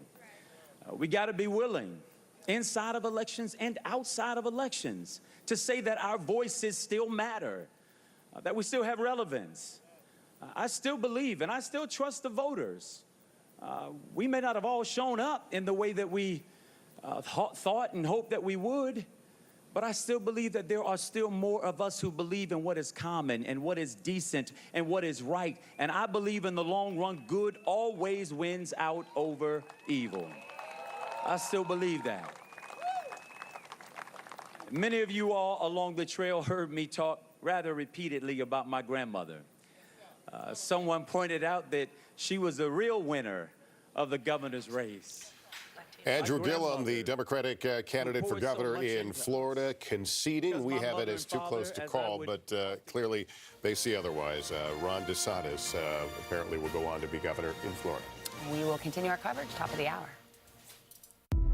Before you open your eyes, the world has changed. We're going to start at these breaking developments overnight. We seek understanding, Their hearts are broken, but they are pulling together. strength, Don't you get tired of always being strong? You have to forgive others for you to be forgiven. adventure, I am here where I'm from, and that's good. and hope. Doing what people do in times like this, coming to the aid of each other. Welcome to all the possibilities the morning can bring. Welcome to today. From NBC News, The Vote, America's Future. Here's Lester Holt and Savannah Guthrie. And good evening, everyone. A look at Rockefeller Center and Democracy Plaza on this midterm election night. A number of big headlines we're following tonight, of course, that the House now will be in the control of Democrats. Democrats have crossed the 23 that they needed to become the majority in the U.S. House of Representatives. And the Senate retains Republican control and then some. Senators picking up seats in a couple of the key battlegrounds that we've seen tonight. So we have divided government, folks. And we've got some calls to make right now. Let's look in California, where we're coming on the air right now. Dianne Feinstein is the projected winner over Kevin De Leon. Also, Gavin Newsom is projected to be California's next governor. All right, let's go to Hawaii, and this was not a hotly contested race. Mazie Hirono, the incumbent, going back to the Senate, and the governor is going back. David Ige is the the governor. Chuck's pointing, trying to give me some info on that. He knows every race, including Hawaii. All right, let's look at the Minnesota. Ige. I said it wrong. I was trying desperately. I was trying to get it to you. My apologies to the sitting governor of Hawaii. No excuses. We all work together here. Minnesota Senate, Tina Smith, the Democratic incumbent, is the projected winner. Also, the, Minnesota governor's race. It is, the winner is Tim Walz, Democrat Tim Walz, defeat Jeff Johnson. It's a clean sweep in Minnesota, then. Both senators and the governor. Okay, let's talk Georgia. This was the other huge marquee governor's race. We just saw what happened in Florida. Andrew Gillum, the Democrat, does not prevail, and we're calling it too early. Brian Kemp up, and Chuck, you want to say something about that? Well, there's a reason why. He's now down to 54%. 13% of precincts still got to count there. And if he falls below 50, it goes to a runoff, and it looks like it's going to be a very, very close call on whether he's going to stay above 50%. Going down to the wire there. All right, Wisconsin governor, too close to call. Scott Walker, who's seen a few political battles, in the battle for his political life right there. Always Waukesha. It'll come down to Waukesha. And we understand that Ted Cruz, who is declared the winner in the Texas Senate race, projected winner, he is now appearing with his supporters and about to speak. God bless Texas.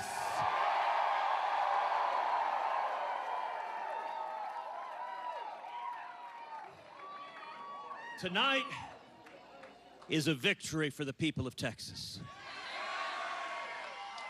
Tonight is a victory for all the men and women in this room and all the men and women across this state that poured your hearts, your passion, your time, your energy to rising to defend Texas.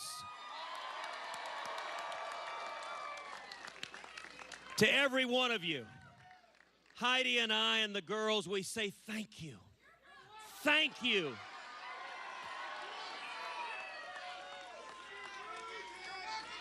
Texas saw something this year that we've never seen before. This election wasn't about me, and it wasn't about Beto O'Rourke. This election was a battle of ideas. It was a contest for who we are and what we believe. It was a contest, and the people of Texas decided this race. We traveled every part of the state, from East Texas to West Texas, from the Panhandle to the Valley. And the energy, the excitement we saw was incredible. Just a couple of weeks ago down in the Valley, in Harlingen, 2,000 people coming out. In Mission, 2,000 people coming out. In El Paso, 2,000 people coming out. And what was truly amazing, at many of these events, we would ask, how many of you here are former Democrats? And we would see hands throughout the room, as we're seeing hands now, because Texas came together behind a common sense agenda of low taxes, low regulations, and lots of jobs. Securing the border and keeping our communities safe, and defending the Constitution and the Bill of Rights. And that is a common sense agenda that unites Texans from every part of the state. It was your hard work. This is a victory for the single mom who's been waiting tables, who suddenly sees her wages going up because the economy is booming. This is a victory for the oil field worker who sees now that the United States is the world's top producer of oil. This is a victory for all the kids who are seeing their parents. In the last 2 years, 4 million people have come off of food stamps. Stop and reflect for a moment the lives transformed. People who had been dependent on government for basic food needs now have jobs and get to come home carrying a bag of groceries. Get to come home and look at their kids and say, I'm providing for my family, and their kids get to look up at mom, look up at dad, and see the hope. This was an election about hope and about the future, and the people of Texas rendered a verdict that we want a future with more jobs and more security and more freedom. He is a one relief man. It was a very, very close race. He fought back a very energetic and well-funded challenger in Beto O'Rourke, Ted Cruz, basking in the moment of victory again after a long night in which those numbers at some points were not looking great. Along the way in his campaign, he found a friend in Donald Trump. They seem to have patched over whatever differences they had in 2016. He has a new nickname. The president says he's beautiful, Ted. And there he is giving the shout out to his wife, Heidi Cruz. Gabe Gutierrez is right there at Cruz headquarters. And were they biting their nails, Gabe, through the night? Or did they feel that Red Texas would come on home? Hi there, Sam. Well, the atmosphere is obviously electric here, as you can see behind me. Now, Republicans, some of them were surprised that this race was called so early, but many of them say that this proves what they had said all along. They just didn't think this blue wave was real. They thought that there just wouldn't be enough turnout in some of the southern counties that Beto O'Rourke was counting on, and that Ted Cruz ultimately pulled it out in the end. This is, of course, a deeply red state. Now, Ted Cruz just a few moments ago framing this as a battle of ideas. I just spoke with his campaign a short time ago, and they said that they wouldn't say, that they didn't want to say how much President Trump's support, how much that actually contributed to his success here. They say that Ted Cruz has been talking about the strong economy, that tax cuts, that ultimately that is what matters to conservative voters here in Texas, and that is why they turned out in large numbers for Ted Cruz. However, still a very close race in such a deep red state. Democrats are encouraged by how much Beto O'Rourke, how much enthusiasm he was able to pull out. But ultimately, with President Trump focusing on immigration in the last few weeks of this campaign, immigration and border security, such a huge issue here in Texas, with thousands of troops potentially being deployed to the southern border to help secure the southern border, in President Trump's words. But again, Ted Cruz found a friend in President Trump during this campaign, a strange coalition considering the harsh rhetoric during the heated 2016 campaign, where Ted Cruz referred to President Trump as a narcissist and a pathological liar. But he was happy to count on his support during this campaign, and ultimately he pulled out a victory here in deep red Texas. All right. Gabe, thank you so much. Speaking of deep red Texas, as I understand it, in the Houston suburbs, Lizzie Fletcher, the Democrat, has ousted the Republican. Culberson there, yeah, and I think they haven't had a Democratic congressman since the 60s in that district. No, and this is a case where you talk about the Beto O'Rourke effect. I mean, that having some top of the ticket help, I mean, he did really well. Clearly, he did really well in these urban areas. I mean, look, Texas is not there yet. As a swing state, but you can see the makings of it in the same way you saw Florida develop into a swing state in the mid to late 90s, where the urban areas and the suburban areas were growing. You're seeing that in Texas. The joke is always, it's always 4 years away with Texas, but I think actually for the first time, we're actually now 4 years away from Texas being part of the action. Let's see how the Hispanic vote came out. He's from El Paso. Let's see what happened. Let's see how the immigration debate affected that vote and possibly suppressed it. All right, Chuck, what do you look? I saw you on the phone about Florida again. Well, we have a Senate race. Oh, I mean, can I just tell you, it's like, I heard the words Palm Beach County and problem. And if you, all right, that's PTSD for those of us in the election business. It's a trigger for Chuck. Okay, we have corrected it, but apparently they had put in, they just counted Nelson votes for Scott and Scott votes for Nelson, and it's now corrected. That's the good news here. The bad news from Nelson is that the correction didn't exactly give him what he was looking for here. Look, there's 0.8% difference here. There's extraneous vote. We're still waiting. Miami's all in. Broward County all but 1% in. But we think there's enough vote that it's possible it can dip below 0.5. And because it's sitting at 0.8, we're not calling this. We're not calling this until we get everything in and we know, because if it dips below 0.5, this margin here, and as you can see, you can do the math, it's 0.8 right now. If it dips below 0.5, it's an automatic recount. All right. Chuck, thanks. I want to bring in Doris Kearns-Goodwin, presidential historian. Doris, good to see you. Thank you. People are going to wake up, they're going to look at the maps of the newspaper, and they're going to see blue where there used to be red, and they may think that America has fundamentally changed. Has it? I think what they're going to see is that the polarization is continuing, and it's not what a lot of people wanted. I mean, the divisiveness is still the worst in my lifetime, except for the dead presidents that I've studied, like in the 1850s it was worse. But I think there's some hopeful signs about that divisiveness. I think a lot of new people coming into politics for the first time. When politics is not considered the greatest profession anymore, only 11% of the people feel good about the Congress.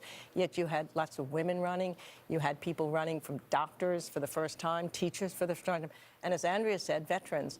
I think that's a real hopeful thing about the divisiveness, because veterans have been a common purpose for a common mission. Yeah. Do you know when bipartisanship was at its height, the best, the 50s, 60s, 70s, is because there were so many veterans from World War II and the Korean War. They knew how to cross party lines. But I'm glad you said that. I mean, I think that the voter turnout, the excitement, the enthusiasm was one of the best things that I've seen in politics in a very long time. And it was funny, I don't know if you experienced this, people coming up that I know and almost in a judgmental way. Did you vote? It's like it's suddenly this civic duty that we all have been a part of our lives. Midterm participation used to be what, like around 38% or something? What do you think midterm? I heard one of our early estimates, and we're still going to wait here, but it looks like we may get over 50% turnout, and that is an unbelievable thing for a midterm election, Doris, and we right? should all be happy about that. I mean, citizen awakening is what we've been hoping for. You know, as Lincoln said, with public sentiment, anything's possible. Without it, nothing is possible. The fact that more people have come out, that people stood in long lines, that they were excited about voting, if we want to take some positives about this divided government that we're going to have and all the polarization that's going to continue, if citizens get active, if young people get active, if women come into politics, that's exciting. And so I feel good about that. I'm always trying to be optimistic. And I love your optimism. It's always a good thing to have an election. And a lot of these are first-time midterm voters. They've never voted in a midterm before. And you know what? A lot of people, you could call it divided government, or you could call it checks and balances, which is what the founders had in mind in the first place. And so, in some sense, the system is working. But quickly, Doris, we're going to have a House. It looks like, by the way, Democrats might pick up 40 House seats. I've been doing the math here. They have a good shot, you know, to get. They already have a hard 22 that they've actually flipped. We project more. They could get to 40, Doris, and Republicans could pick up 3 Senate seats. We have this suburban-rural divide that is now playing out in the Senate and the House. How problematic is that for us? Big, probably, in terms of getting anything done, right? But, you know, the interesting thing, when historians look at the narrative of what happened in this election, I think you look back at the spring when they thought there was going to be this huge blue wave that might even engulf the Senate. Why was that? Because the Mueller investigation was being talked about. There were indictments. There was a lot of difficulty with President Trump. And then what happens? The Kavanaugh hearings. I think historians will look at that as a change. And Trump was right. Momentum was there. But then come the bombing plots, and then come the Jewish synagogue killings, and the momentum seems to be lost, as Trump acknowledged. Then he goes out on the campaign trail and creates the caravan and the immigration concern, and somehow he brought it back again. So when we look back at that thing, I think that's the way the narrative will play out. But you never know what the people, when they go in the voting booth, how they're going to weigh all those things. They're by themselves in there. Some things may matter. The economy may matter. The dislike of Trump may matter. But that's the mystery of elections. Glad you mentioned the voter booth. You gave me a perfect segue, Doris, because NBC's Jacob Soboroff is talking to voters still on long lines in Santa Ana, California, 8:15 in the West, and people are still voting there, Jacob. Can you believe that, Savannah? So polls closed 15 minutes ago. Chuck mentioned, Democrats could take up to 40 seats. If they take that many seats, almost undoubtedly it will include 4 seats right here in Orange County, California. This line is still about 3 hours long, despite the fact that polls closed 15 minutes ago. People here don't care whether or not the House of Representatives were called. They care about the local races here. They care about potentially driving up that margin in the House of Representatives, at least those that are here on the Democratic side from those 4 House districts. And they care about issues, as you and I have talked a lot about, that are local to them here. They talk about how the economy is not as strong as Donald Trump wants everybody to believe. They talk about the separation of the children down on the border. They talk about, particularly here in Orange County, out on the coast, where Dana Rohrabacher has been a longtime congressman, about climate change and offshore oil drilling. All of these things matter deeply and individually to the people that are here in Southern California, and you can see it in the line. I mean, the idea that there's still a 3-hour-long line after the polls have closed, people are staying on that line.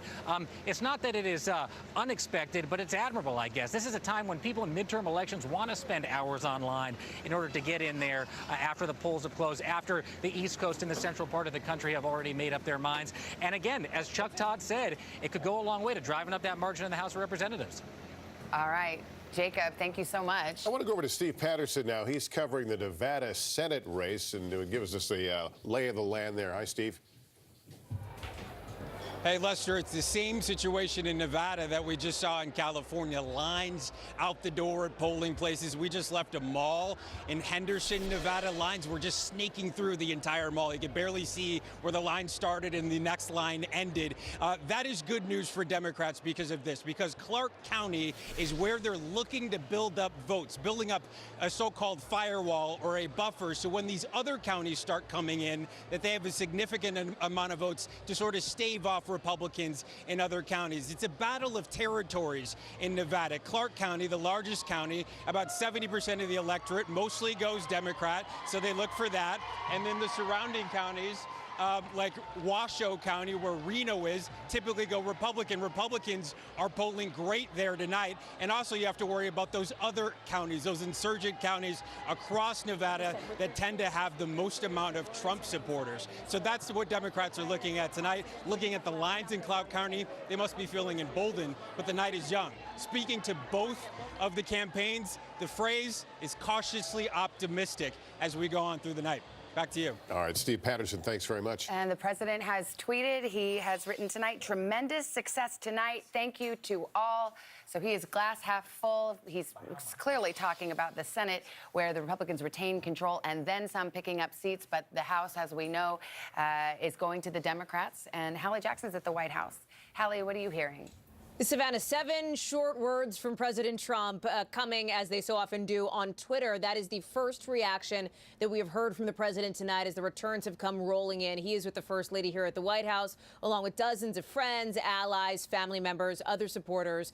And what we're hearing is much of that optimism when it comes to the Senate side, at least. There is a sense, and I've been in touch now with folks who are part of that sort of war room and that operation for President Trump, saying, listen, in the final days, they say they poured their energies into places like Indiana, like, for example, Missouri, still outstanding, places like Florida, where Ron DeSantis is, of course, and they feel like that paid off, even though it came at the expense of the president spending time in states like perhaps Michigan or Minnesota or some of these other places to try to boost some House races there.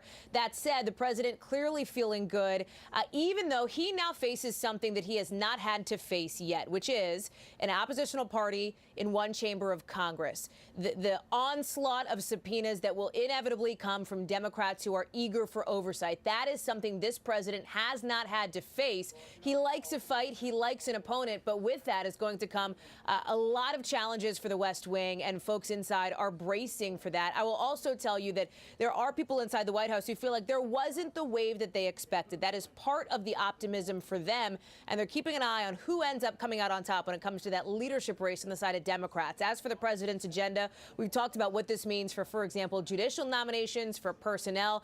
But keep in mind where he and his administration want to build bridges. Issues like infrastructure, issues like trade. You've already heard that being discussed down the road when it comes to this split Congress over the next couple of years, guys.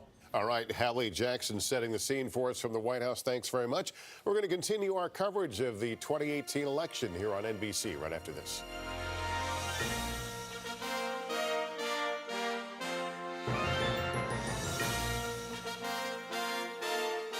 You don't want to miss your chance to win $7,000 a week for life, do you?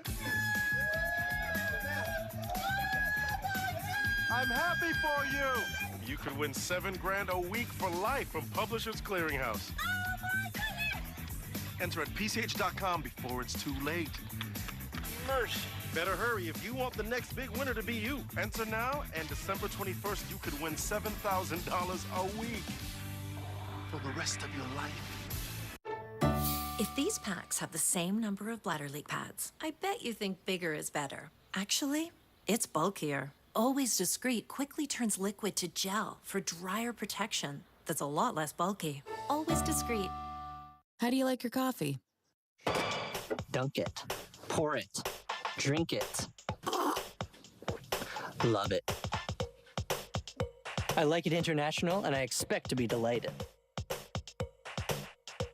The season's biggest mystery Every person on that plane lost 5 years. is about to be cracked wide open. Maybe she's responsible for what happened in the plane.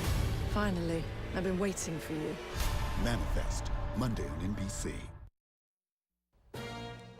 Welcome back to our continuing coverage of Decision 2018. Arizona Republican Governor Doug Ducey has been declared the winner in his re-election bid. Let's check in to his victory speech right now up in Scottsdale. Or where life finds you, and that won't change. To my fellow Republicans and our friends on the Democratic side of the aisle, we are all Arizonans. We are all Americans.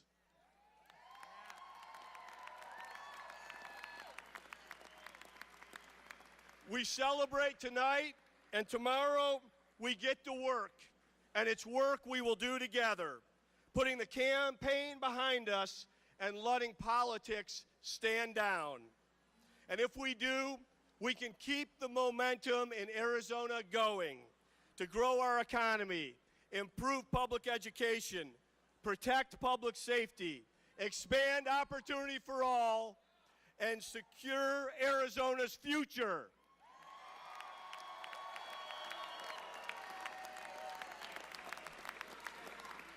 Finally, I want to congratulate everyone who put their name on a ballot this year. Running for office And once again, there you have it. Governor Doug Ducey projected as tonight's winner. Make sure to stay with us for the latest updates on Decision 2018. It has been a tough 2 years. Ugh. But together, we have marched, together we have run, together we have persisted and insisted that our voices be heard, that our votes be counted, and that our values be respected. Elizabeth Warren, Massachusetts Senator, addressing the crowd after being reelected tonight and kind of setting the stage for the conversations as we bring Tom Brokaw back. Has any kind of reset button been pushed today in American politics? No, I don't think so. I think it's a continuation with some variations of themes along the way. I do think that Donald Trump, he's been true to this from the very beginning, knows how to sell his story. Whether it's true or not is an entirely different matter. He sells fear. The fact is that he's teed up immigrants coming into this country as the worst people in the world, when the biggest mass shootings that we've had have been conducted by Americans, for one thing. He also has a very strong economy going for him. The tax cut has fueled a lot of jobs and a lot of good feeling about the country. And you can't underestimate that. How long it lasts, we don't know yet. But the fact is, he also takes social media and he has taken it for himself. He's there every day. And you cannot overestimate the impact of social media on our modern political system. People read it and then they believe it. I'm struggling on the economic front for this one reason. If there's Republicans aren't finding any success in the suburbs tonight, and that is where the economy has really been helping. The culture war is just as hot as ever. I mean, it feels like that the president. I think certainly the economy is sort of, it's there as a backdrop, but even the president says, oh, it's hard to. This is our culture war. This is rural America thinks. Heidi Heitkamp said it best. She goes, in rural America they think Democrats want to judge how you live. I think Republicans struggle in suburban America because the suburbanites sit there and say, wait a minute, you're being dictated by a small group of people, tell you what to do. But this rural America issue, Democrats have to solve it if they're going to win statewide races. They just are going to have to figure it out. They've got the suburbs. Identity politics plus the suburbs isn't enough. There are conversations going on right now about presidential election ambitions among Democrats. What can they learn from this experience tonight? Well, it's interesting. I had somebody already tell me, and you're going to love this one, Tom. First name I've heard out of the box tonight in the idea that in an era that Gillum and Abrams lose, Steve Bullock, the governor of Montana. Tell us a little bit about Mr. Bullock.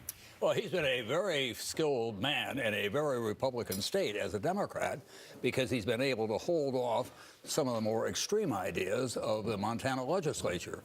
He does have ambition. He doesn't have a big, I suppose, itinerary in terms of dealing with foreign policy and dealing with a big economy. It's still a rural state. He's a very attractive guy, and he's been able to survive this very Republican state by holding off some of the most extreme things that they've come up with there. Montana's always been a complicated state, as you know, politically. We'll hear from him. We'll hear from Hickenlooper, who is the outgoing governor of Colorado now. They see this as an opportunity. All right, we're going to take a break. We'll continue our coverage of the Vote for America's Future on NBC after this.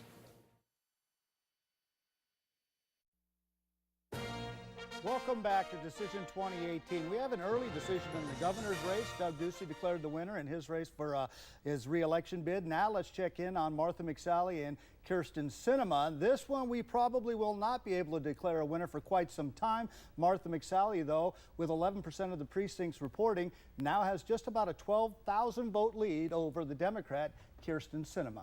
Yes, right now we have News 4 Tucson's Aaliyah Shahid, who is live in Scottsdale, where supporters of Congresswoman Martha Mcsally are gathering. Aaliyah, what's the update? Well, Angelique, as you just mentioned, that Senate race still too close to call, but we can tell you, as you also just mentioned, the Governor Doug Ducey has won his bid for re-election. I'll show you what's going on at the party right now. Governor Ducey actually just left the stage after giving his victory speech. He was joined on stage by Cindy McCain, the wife of late Senator John McCain. He said he is energized by the work that lies ahead. He's ready to get back to work. He toted some of his accomplishments over the past 4 years and says he's excited to do that again. We will, of course, bring you the latest from the GOP party, but for now, we'll send it back to you in the studio. All right, Aaliyah, thank you. Our live coverage of Decision 2018 continues. Yes, when we come back, we will head back to Phoenix and check in with supporters of Congresswoman Kyrsten Sinema. Stay with us. It's not what we ride that defines us. It's what happens along the way. We may not know where the ride will take us, but one thing's for sure. With the Law Tigers, you never ride alone. If you're injured in a motorcycle accident, call 1-800-LAW-TIGERS, Arizona's motorcycle lawyers. Holiday stressing you out? Call now and Express Flooring will install your new flooring before Thanksgiving, or it's free. Express is giving thanks with free in-home shopping. Up to 63% off, including antimicrobial and pet stain-resistant flooring. Call 800-EXPRESS! Thanksgiving season is right around the corner. A perfect time to get your home holiday ready with Sam Levitt's Furniture's pre-Turkey Day doorbusters, up to 70% off. Everything is on sale, like this 7-piece dining set, just $388, and this all-leather sofa, just $698. Get free shipping, plus finance with no interest for up to 60 months. And stop by to register for your chance to win 3 rooms of furniture free. 'Tis the season to fill your home with friends and family and beautiful new furniture. It's the pre-Turkey Day doorbuster sale, now at Sam Levitt's. And welcome back to our live coverage of Decision 2018. Right now we have the latest on the Senate race between Martha Mcsally and Kyrsten Sinema, which right now just seems too close to call. Way too close to call. News 4 Tucson's Eric Fink joins us live from downtown Phoenix, where supporters of Congresswoman Sinema are gathering. And Eric, how did the crowd react to the news of Governor Ducey winning re-election? Yeah, well, they didn't take it all that great, John, but they said that that was somewhat expected. We're hearing a large applause right now. They believe, the Sinema campaign believes, that we're going to see a split ticket in many ways. Voters backing Sinema while also backing Governor Doug Ducey. Now, with 55% of the vote in, I've been checking the numbers, about a 12,000 vote lead for Martha Mcsally. So this is razor tight, it's razor thin. They still believe that youth vote and the early vote will back and break for them, especially those independents. One thing I can tell you, we are expected to hear momentarily from David Garcia as he lost his bid to incumbent Governor Doug Ducey, but we are expected to hear from him here shortly at the Phoenix Renaissance, and we hope to bring that to you coming up at 10 o'clock. We are live at the Democratic Watch Party in Phoenix tonight. I'm Eric Fink, News 4 Tucson. Back to you in the studio. All right, thank you so much, Eric. And right now, make sure to stay with News 4 Tucson for the continuing coverage of Decision 2018.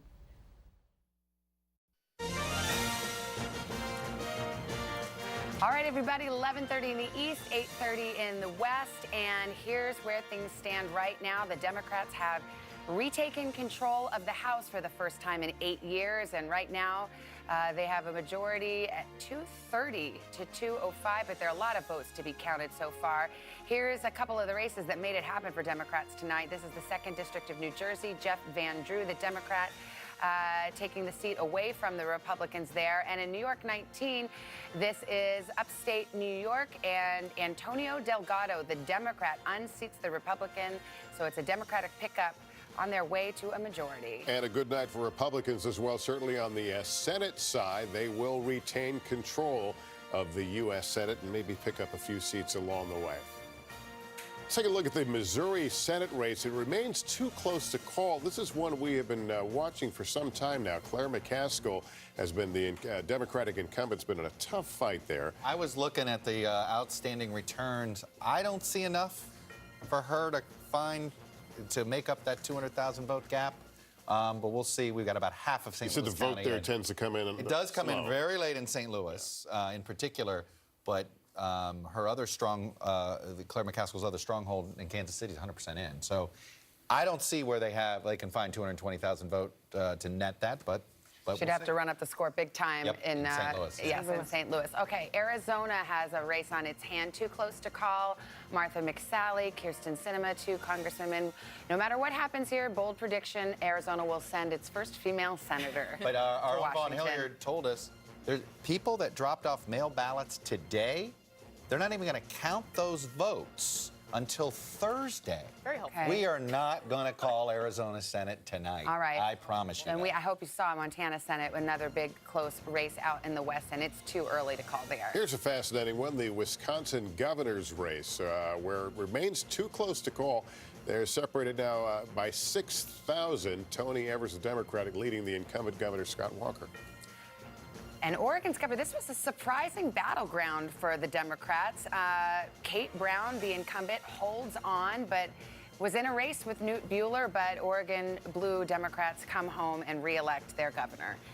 Casey Hunt joins the table. So have you been working the phones? What are you hearing from your sources now that the Democrats are definitely retaking control of the House? Well, we've gotten some notes from sources who are actually very carefully counting the number of people who are on their way to Congress who have said that they will oppose Nancy Pelosi for Speaker. It looks like as of right now, and I could be 10 minutes off on this, it could have changed in that time, but we think it's about 8 members right now. So it's looking like that's not going to be enough to put her in serious jeopardy for Speaker, but there certainly are some Democrats, which I thought was interesting, that they are pushing this storyline behind the scenes. And one of the things that's a bit of peril to her is there is a big push from the Congressional Black Caucus to have a member of the leadership at a higher level.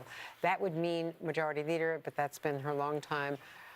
Number 2, Steny Hoyer. So there's going to be some shakeup there. She may have to make some concessions to other members of the caucus. She may. In order to hold on. Some of my reporting points to a battle between Jim Clyburn, who has been the number 3 in the Democratic Party, African-American from South Carolina, and Steny Hoyer, who right now is the number 2 Democrat in the House. It's been that long-standing trio, and the frustration that's been building among Democrats in the House is that these are of a generation, they're all in their 70s. There are so many younger members of the House who simply have had no opportunity to move up, and there's going to be more of these new faces coming in. Going to be interesting in Washington, because now Democrats, having been in the wilderness, are coming back into power, and there will be an epic fight for who gets to have some of these choice chairmanships, and we've talked about the stakes being so high. We continue our coverage. If you're just joining us, the Democrats retake the House. The Senate will stay in Republican hands. We're going to pause right here. Going to let some of our stations join us, and we'll be back on the other side.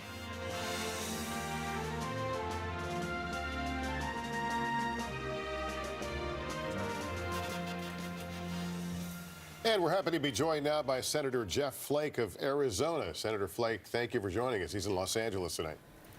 Thank you. Well, give us your thoughts on what you have seen so far tonight. Well, we've got divided government, which in my view is sometimes the best government. If you're conservative, sometimes having divided government works quite well. And so I don't think it was a surprise in terms of the House. The Senate, if the Republicans pick up a seat or two, that will be a bit of a surprise.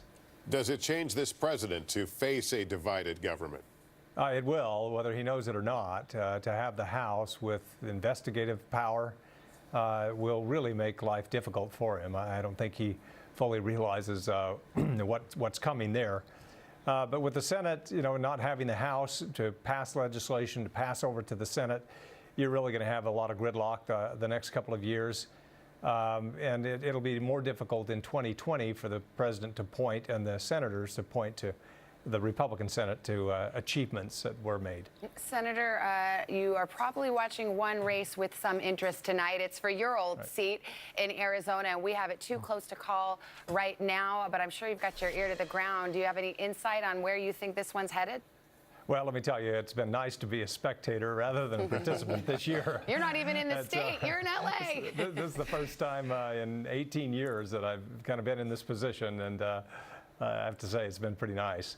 But yeah, the great interest there. It is very, very close. I can just say that, 6 years ago, I was in this position with about a 5-point lead at the end of the night, and as late ballots were counted, that lead went down to 3 percentage points. And so this isn't over at all. It's going to be a long couple of days as these ballots are counted. Yeah. There's going to be a lot of, nail biting going on. So it's very, very close. Well, Senator, you're nice to join us. Chuck points out that well, we the got to ballots ask him one more. Wow, Thursday. That's right, but we can't let him go. Senator Flake?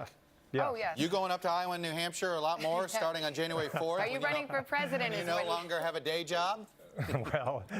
Well, I can tell you, I've said on record many times, I hope that a Republican does run against the president. I think, if nothing else, to remind Republicans what conservatism really is. And I hope that somebody does. It doesn't sound like no.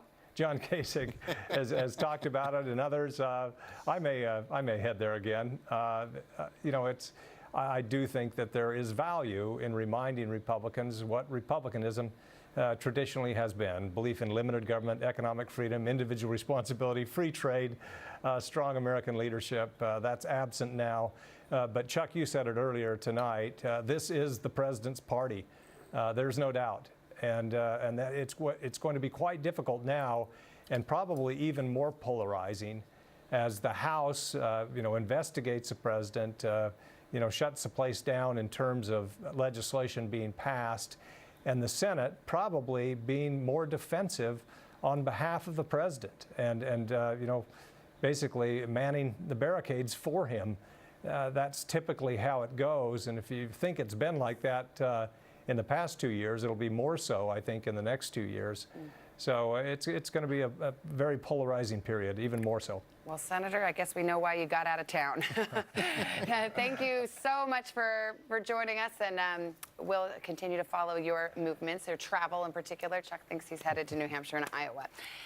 Nancy Pelosi has been making a speech. I think it's on tape. Oh, here she is. Let's take a listen. Today is more than about Democrats and Republicans. It's about restoring the Constitution's checks and balances to the Trump administration.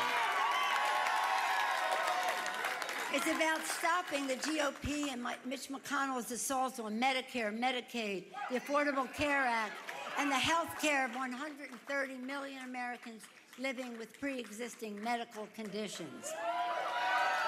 Let's hear it more for pre-existing medical conditions. It's about ending wealthy special interest free reign over Washington. But more than anything, it's about what a new Democratic majority will mean in the lives of hardworking Americans. That's what it's about. Democrats pledge a Congress that works for the people. For the people. Lower the cost of health care by lowering the cost of prescription drugs. Raise workers' wages with strong economic growth by rebuilding the infrastructure of America. Clean up corruption to make Washington work for all Americans. We will take real, very, very strong legislative action to legislate to negotiate down the price control of prescription drugs that is burdening seniors and families across America. We will deliver a transformational investment in America's infrastructure to create more good-paying jobs, rebuilding our roads, bridges, schools, water systems, broadband Nancy networks. Pelosi, who very likely will be the next Speaker of the House, addressing a crowd tonight and commenting on the results, showing that, in fact, Democrats will retake control of the House of Representatives. We're also watching that Missouri Senate race right now, where Democrat Claire McCaskill has been hanging on all night, but trailing Josh Hawley. We have that as too close to call. Let's go to Morgan Radford right now. She's at the McCaskill headquarters. What's the mood? What are you hearing there?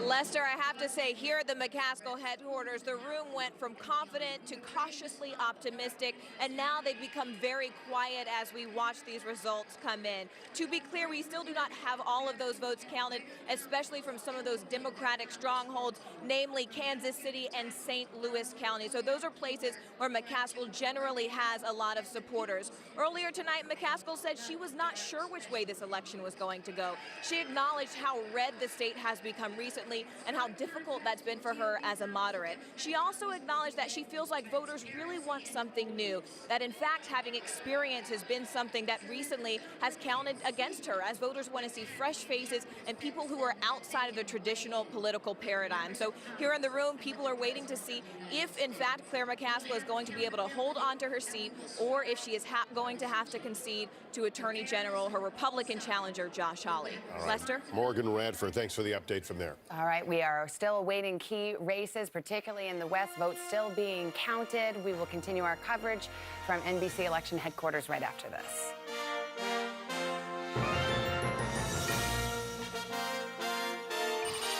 There are so many toothpastes out there.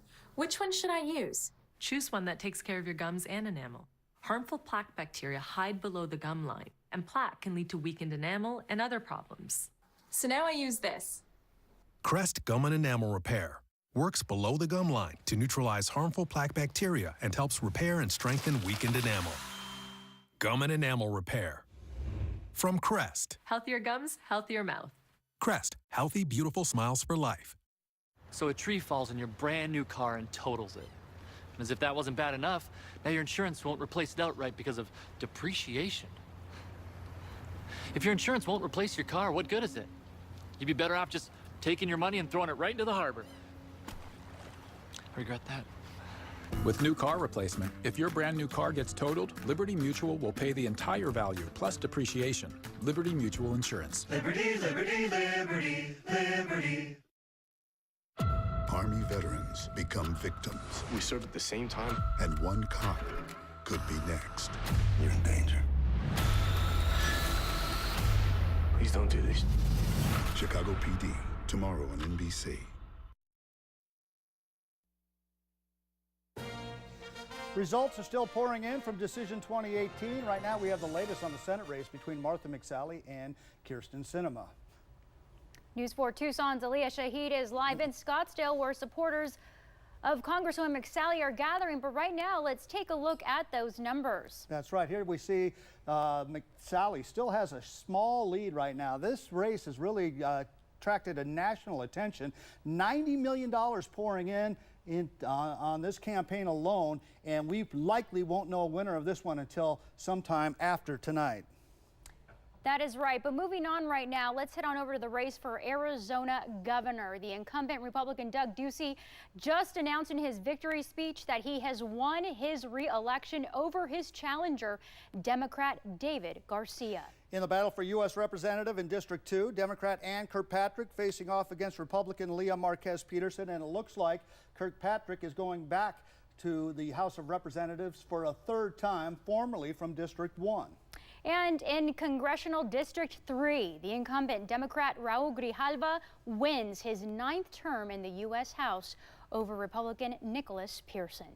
All right, of course, we're keeping a very close eye on all the results. We'll be coming back to you in just about 15 minutes with an expanded version of our 10 o'clock news. We will have all the results from many of the races across the state. That's right. Stay with us.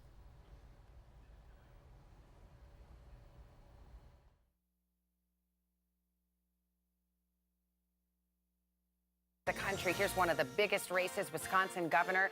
Too close to call. It's a battle. Chuck is pointing and laughing. It's 2,000 votes that separates these two. Tony Evers, Scott Walker. They are in a grudge match in Wisconsin. Waukesha County. Waukesha. I was just there. Yes. It always comes down to Waukesha, right? Well, you know, it's a joke. We joke that it all comes down to critical Waukesha County. The reason for that is because there have been some missed votes in a couple of elections that have, changed this back aggressively. Magically. It's where Scott Walker finds votes. Exactly. It is the most consistent Republican portion of the state. It's been the place that we've been watching to see what was going to happen with this race. He needs a really big number. I haven't looked at. I'm sure our decision desk has the very latest on that, but that's what you want to be watching right now. Waiting on Waukesha. They've lost Paul Ryan's seat, by the way, apparently. That's interesting. I did not realize that has maybe let me double check that, but I was told that they had lost Paul Ryan's seat. And this is Reince Priebus. This is Wisconsin was the original Trump White House team. We need to head back to Missouri. Apparently, Claire McCaskill is speaking to her supporters right now. Let's hear what she has to say. Obviously, and Alex, have we say a few words about what's happened today and how the future is brighter than we all think it right now. It is. We had some good results tonight. The Democrats took the House of Representatives.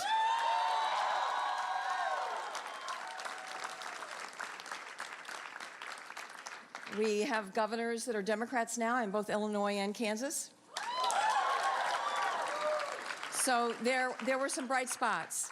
Obviously, we fell short, and that's disappointing. And not for me, but what I feel the most pain about tonight are all of the people who, for the first times, many of them in their lives, said, I'm going to do more than just sit on the couch and cuss the TV. I'm going to show up. I'm going to work hard.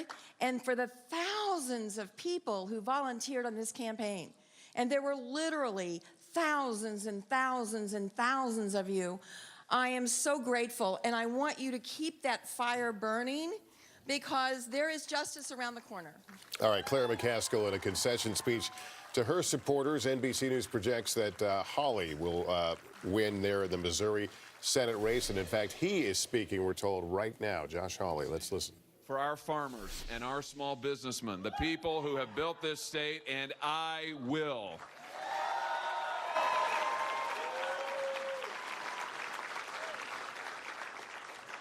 You know, throughout this campaign, I've thought many times of a line that Prime Minister Winston Churchill said during the Second World War. He said, why is it that we think of history as something that's in the past and forget that we are making it? Well, we stand tonight at a critical moment in our history. We stand in this hour at a critical moment in our nation's history. Tonight, the people of Missouri have said, we're up to the challenge. Tonight, the people of Missouri have said, we're ready to answer the call in this hour. Tonight, the people of Missouri have said, we believe in America. We believe that our best days are ahead. We believe in our future, and we are ready to fight for it. And I am ready to go to Washington and fight for you.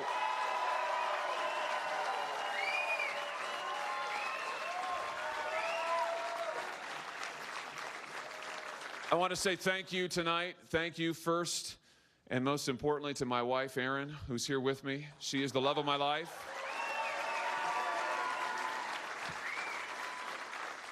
She is the love of my Josh life. Hawley, again, projected to defeat Claire McCaskill, who you saw a moment ago delivering her own concession speech.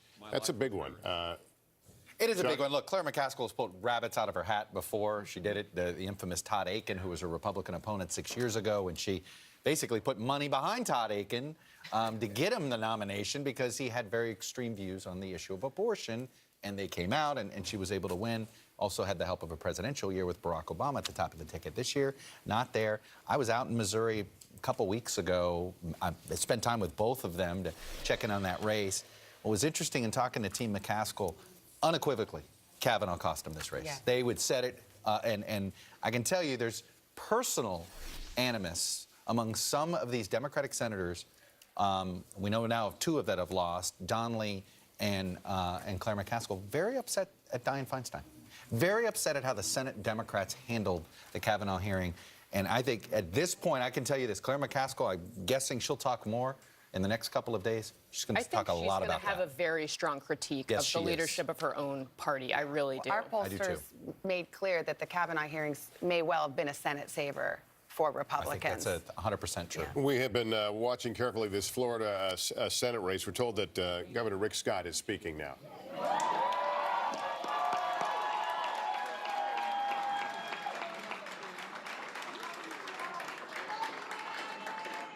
I want to thank our daughters, Allison and Jordan, and their families, and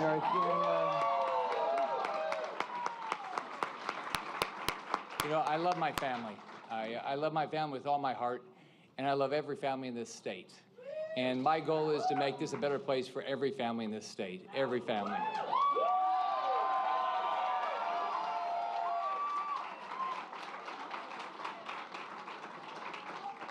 There are a couple people looking down from heaven I want to recognize.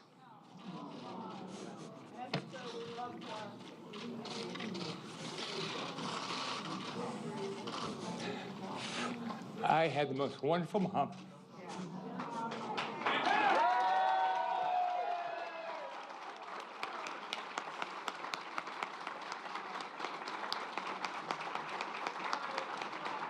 When I was born, my mom was a single mom, and she ultimately raised 5 kids in a very tough environment with no money. She never would believe that I'd be a governor or a U.S. senator. I guess she believed it, didn't know it. The second person you saw in the video a second ago is Jerry Bustamante.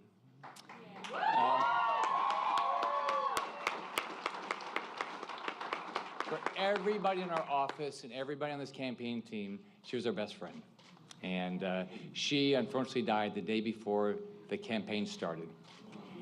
And pienso en Jerry todos los días y espero que esté orgulloso de mi español.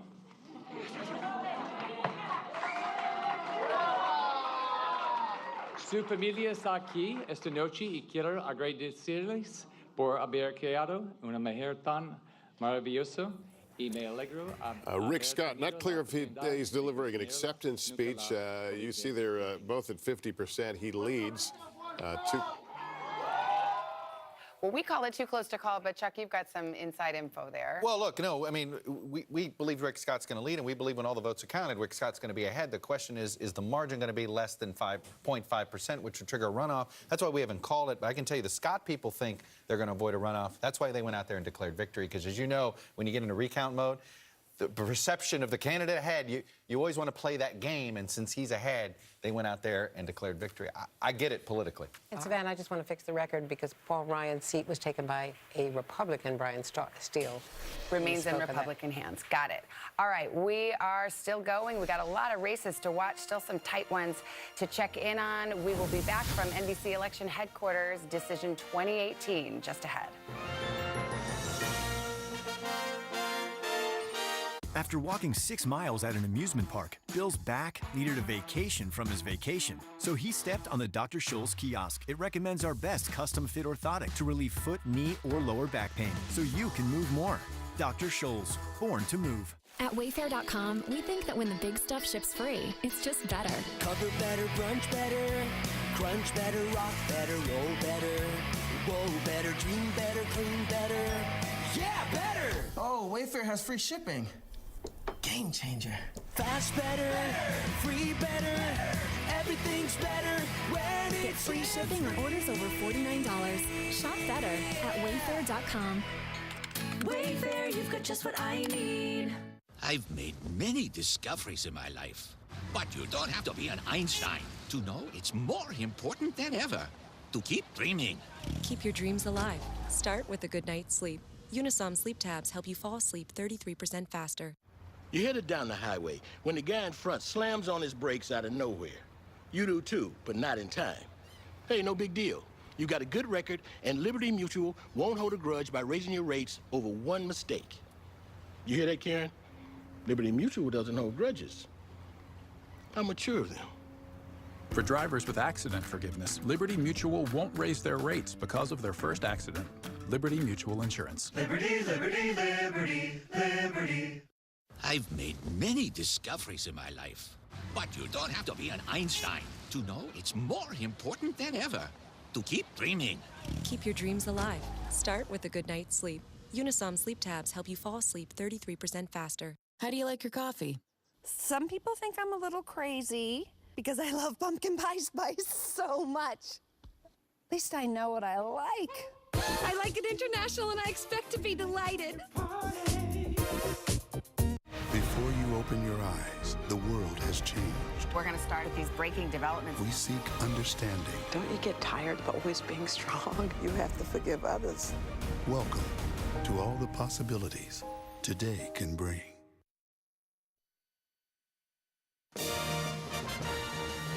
Welcome back to our 2018 election coverage. Let's check some of the results. We're watching that Connecticut governor's race right now. That is too close to call. Bob Stefanowski leading. The Georgia governor, this is one we have been watching all night long, and we're seeing it begin to close. Kemp and Abrams, Georgia governor race too early to call. The 50% rule, that's the key, and he's at 51. Kansas loses its governorship for the Republicans. Laura Kelly, the Democrat, will take control of the state house.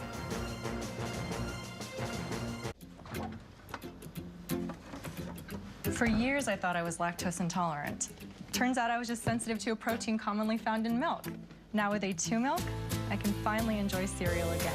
It's delicious like real milk because it is real milk. A2 milk is real milk from real cows that produce only the A2 protein. I love milk. I'm so happy I found this. A2 milk. Real milk that's easier on digestion. Love milk again. There's little rest for a single dad, and back pain made it hard to sleep and get up on time. Then I found Aleve PM. The only one to combine a safe sleep aid plus the 12-hour pain-relieving strength of Aleve. I'm back. Aleve PM for a better AM. Hey, I'm Sue, and my first call is Crunch. Delicious 100% real chocolate embracing the lightness of crispy rice. Crunch, the chocolate bar all Americans love.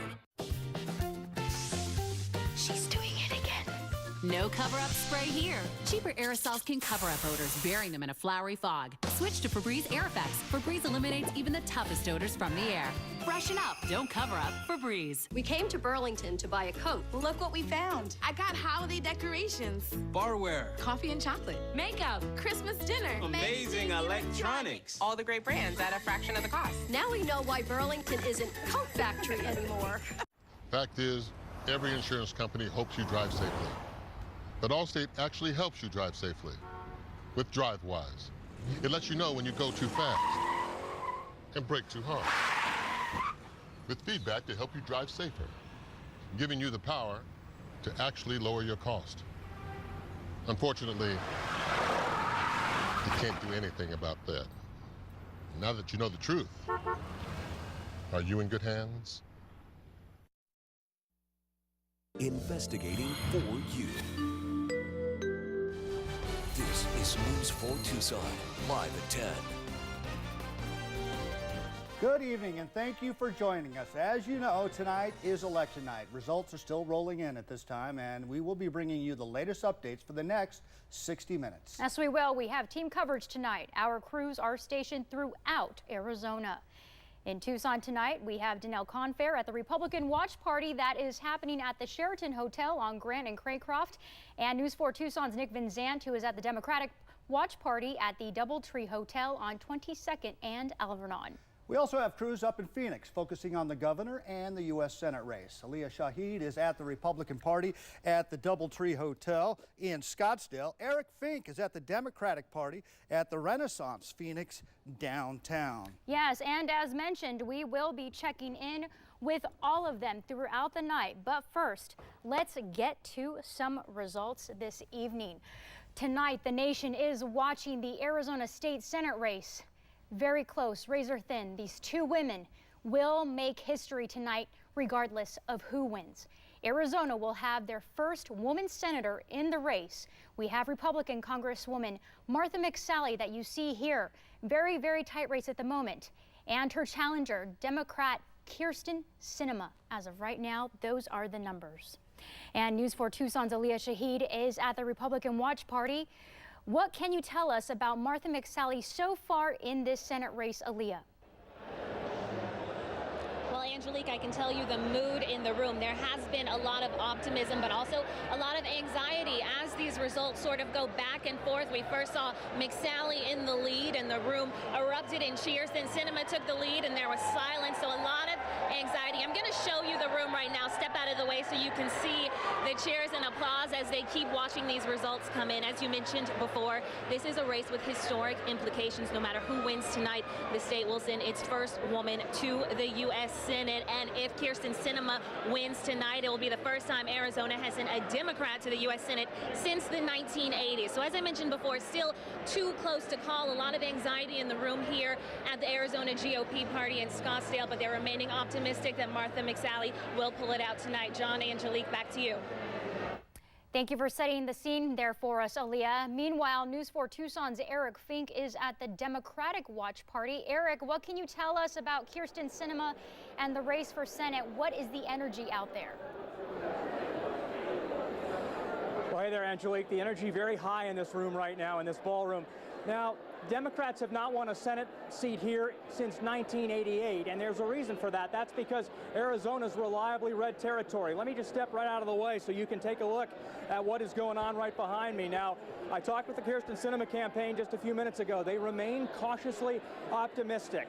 They say that about 58 or 9% of the vote is about in, and it's about a 9,000 vote lead for Congresswoman Mcsally, but they think independents and day of voting will break their way, and they're expecting to get more results from Maricopa County coming up in just a few minutes. Now, we have not heard from Kyrsten Sinema yet. We don't know if we're going to hear from her tonight.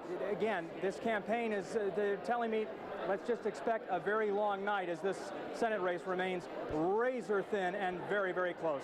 We are live tonight at the Phoenix Renaissance at the Democratic Watch Party. I'm Eric Fink, News 4 Tucson. All right, Eric, thank you. Moving on to the race for Arizona governor, the incumbent Republican Doug Ducey delivered his victory speech just about an hour ago. He wins his re-election bid over his challenger, Democrat David Garcia, by just about 240,000 votes so far, so pretty much an easy victory for the incumbent Republican. Aliyah Shahid up in Phoenix once again for the governor's victory speech. Let's check back in with her right now. So obviously a very happy crowd there at that moment, right, Aliyah? Absolutely, John. That optimism I was talking before, it was explosive as the governor took the stage for his victory speech. He went on stage and he said that he wanted to thank everyone involved in this campaign. He said it was a hard-fought campaign, passionate debate on both sides, but he is excited about the work that lies ahead. He also took some time to talk about his past accomplishments during his term as governor, which of course he will start over again next term. And he talked about immigration. He also talked about the economy and the jobs that he has brought to the state of Arizona. Take a listen. 4 years ago, our economy was stagnant. Our state budget was broken, and our public education system was mired in lawsuits. Today, our economy is booming. We've got more jobs available than we have people to fill them.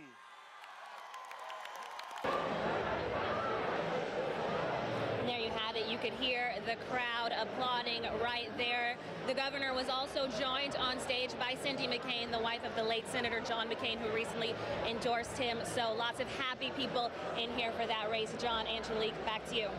All right, Talia. Thank you. Gubernatorial candidate David Garcia was also up in Phoenix tonight. Let's check back in with Eric Fink at the Democratic Watch Party. And did you have a chance to talk with Garcia tonight, Eric? John, Garcia addressed this crowd of supporters about 20 to 25 minutes ago. He acknowledged that he called Governor Ducey. He said he came up short, but he said that at his core, he is a husband, a father, and an educator. He says that it has been one of the greatest honors of his life to run for the highest office in this state, and he remains committed to public education. Let's take a listen to some of what David Garcia had to say just a few minutes ago in this ballroom. Folks, we came up short tonight, and I called Governor Doug Ducey to congratulate him on his reelection and to wish him the very, very best with the number of important issues facing our state. So I stepped into this race because of my fight for public education. That is the number one reason. And I remain proud to have the support of teachers and educators and public.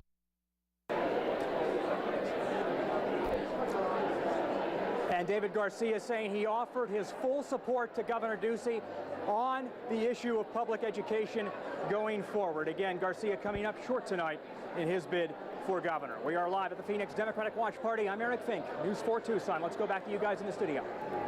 Eric, thank you once again. One of the major races here in southern Arizona tonight, the Congressional District 2 race. That district covers much of southeastern Arizona, 2/3 of Tucson.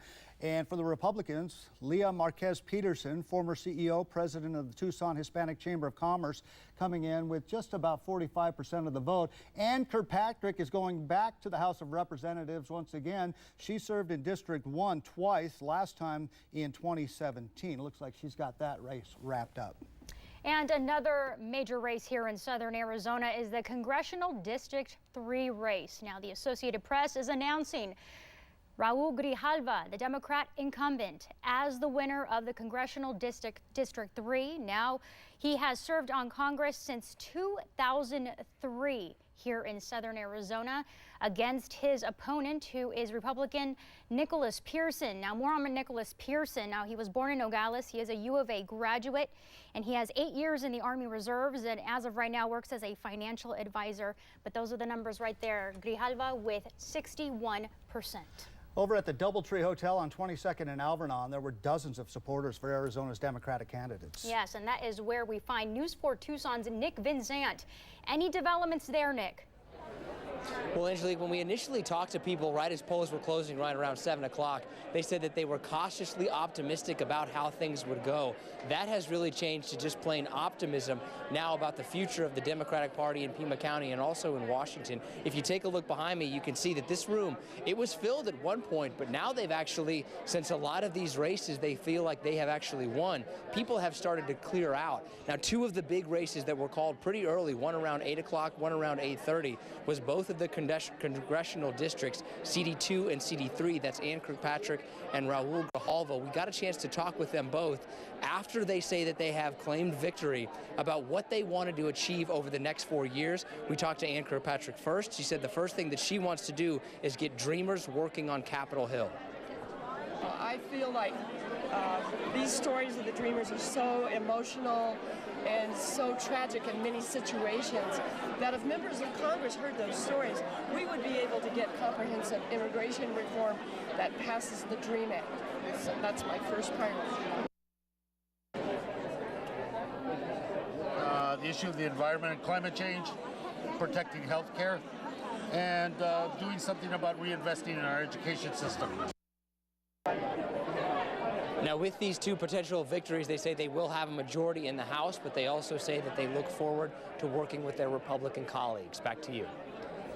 Nick, thank you. And those congressional district races encompass southern Arizona. Supporters for Republican candidates in Districts 1, 2, and 3 all gathered at the Sheraton Hotel on Grant and Craycroft tonight. That's where we find News 4 Tucson's Danelle Confair. So what's the mood out there tonight, Danelle? Well, they're, optimistic on some other tight races, leading red. But, it was a defeat, they're saying, for Marcus Peterson, who actually just moments ago gave her concession speech, but thanked her Democratic opponent, Ann Kirkpatrick. Now, remaining optimistic is Nick Kyrsten, who is against Grijalva. Here's what both of them had to say just a little bit ago. This race really was about the community, and so thankful to my family and the volunteers and so many people in this room who made calls and reached out to voters for me. So disappointed, but so appreciative of the community support. And what's your next plan? We'll see. We'll see where I go next. I certainly still have such an interest in advocacy and policy, and I'm definitely staying engaged. Well, my expectation is that the later votes are going to fall in my favor. So we're still optimistic. Now, Marquez Peterson has headed home for the night. Kyrsten is still staying optimistic and here. Live from the Republican Tucson Party, Danelle Confair, News 4 Tucson. Thank you, Danelle. Now checking in on the Congressional District 1 race. This district is the 10th largest congressional district in the country. That includes much of the state outside of Phoenix and Tucson. For this area, we have Democrat incumbent Tom O'Halloran, who currently has about 52% of the vote. He's racing against Republican Wendy Rogers, a former pilot in the U.S. Air Force, with just 48% of the vote at this time. And of course, we will continue to bring you the latest election results. That's right. Full results will be scrolling on our ticker at the bottom of your screen throughout the evening. And we'll also be updating the information on our website. You know the address. It's KVOA.com. Straight ahead on News 4 Tucson at 10, we'll update you on several of the other closely watched proposition races. Plus, how about a 3-hour wait to vote in Arizona? It happened up in Tempe. Keep it right here. News 4 Tucson at 10 is coming right back. Investigating for you. This is News 4 Tucson. Thanksgiving season is right around the corner. A perfect time to get your home holiday ready with Sam Levitt's Furniture's pre-Turkey Day doorbusters, up to 70% off. Everything is on sale, like this 7-piece dining set, just $388, and this all-leather sofa, just $698. Get free shipping, plus finance with no interest for up to 60 months. And stop by to register for your chance to win 3 rooms of furniture free. 'Tis the season to fill your home with friends and family and beautiful new furniture. It's the pre-Turkey Day doorbuster sale, now at Sam Levitt's. Renowned for the exceptional quality of our rugs and the utmost customer service. Thank you, everyone. For 30 years, you have been inviting us into your homes, and it has been an honor. Rug Gallery, northwest corner of River and Campbell. We're quality restoration, and we're going to save you. We've got it down to a science, an absolute state of art. We know you're stressed, you're upset. Call us today and we'll be on our way. We're quality restoration, and we're going to save you. Denny's Super Slam is just $5.99. $5.99? Are you out of your mind?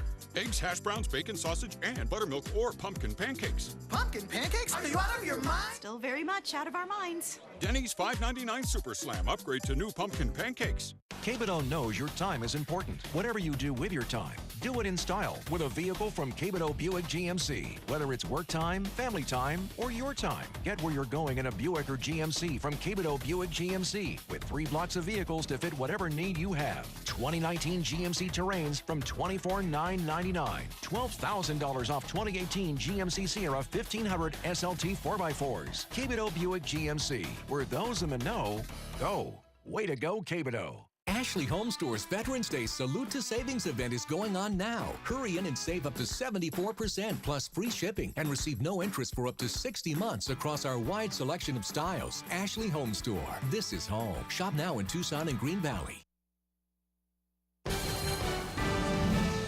John Overall, Angelique Lizardi, Paul Sakala, and Matt Brode. This is News 4 Tucson, live at 10. And welcome back. During this midterm election, Arizona has 8 key propositions on the ballot. News 4 Tucson's Priscilla Casper joins us now with a breakdown on those propositions and how they're doing so far. Priscilla? John, Angelique, that's right. We already know the results for the Arizona state prompts. There are 16 total prompts this election, but tonight we're just going to focus on the top 8.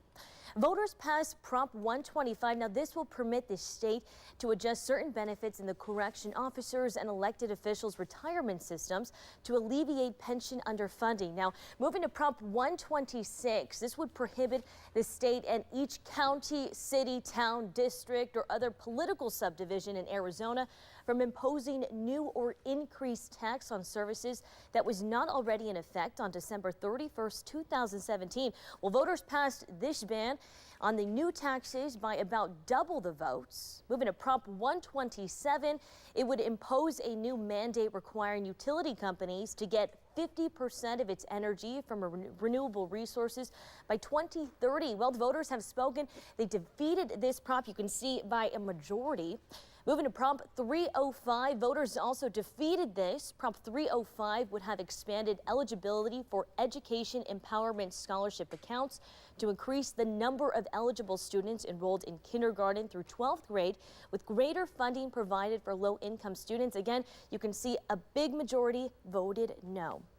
Prop 306 passed. This would prohibit candidates who finance their political campaigns with public funding from the Citizens Clean Elections Commission from transferring any campaign funds to a political party or private tax-exempt organization. Moving on to the City of Tucson props, Prop 407 would provide bonds for parks and recreation improvements. Well, you can see majority voting yes so far. We're still waiting on those final numbers. Moving to Prop 408, this would extend the terms for mayor and council members so their elections would land on even number years. You can see no, a majority right now. We're still waiting for those final numbers. And now the last one, this is with Pima County. Prop 463 would provide funding for regional road construction, preservation, and repair.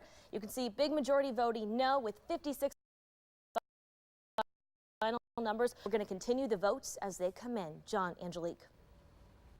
Priscilla, thank you very much. And there are several other races for the state of Arizona tonight. In the battle for Secretary of State, we have Republican Steve Gaynor right now in the lead with 51% against his opponent, Democrat Katie Hobbs right now, who has about 49%.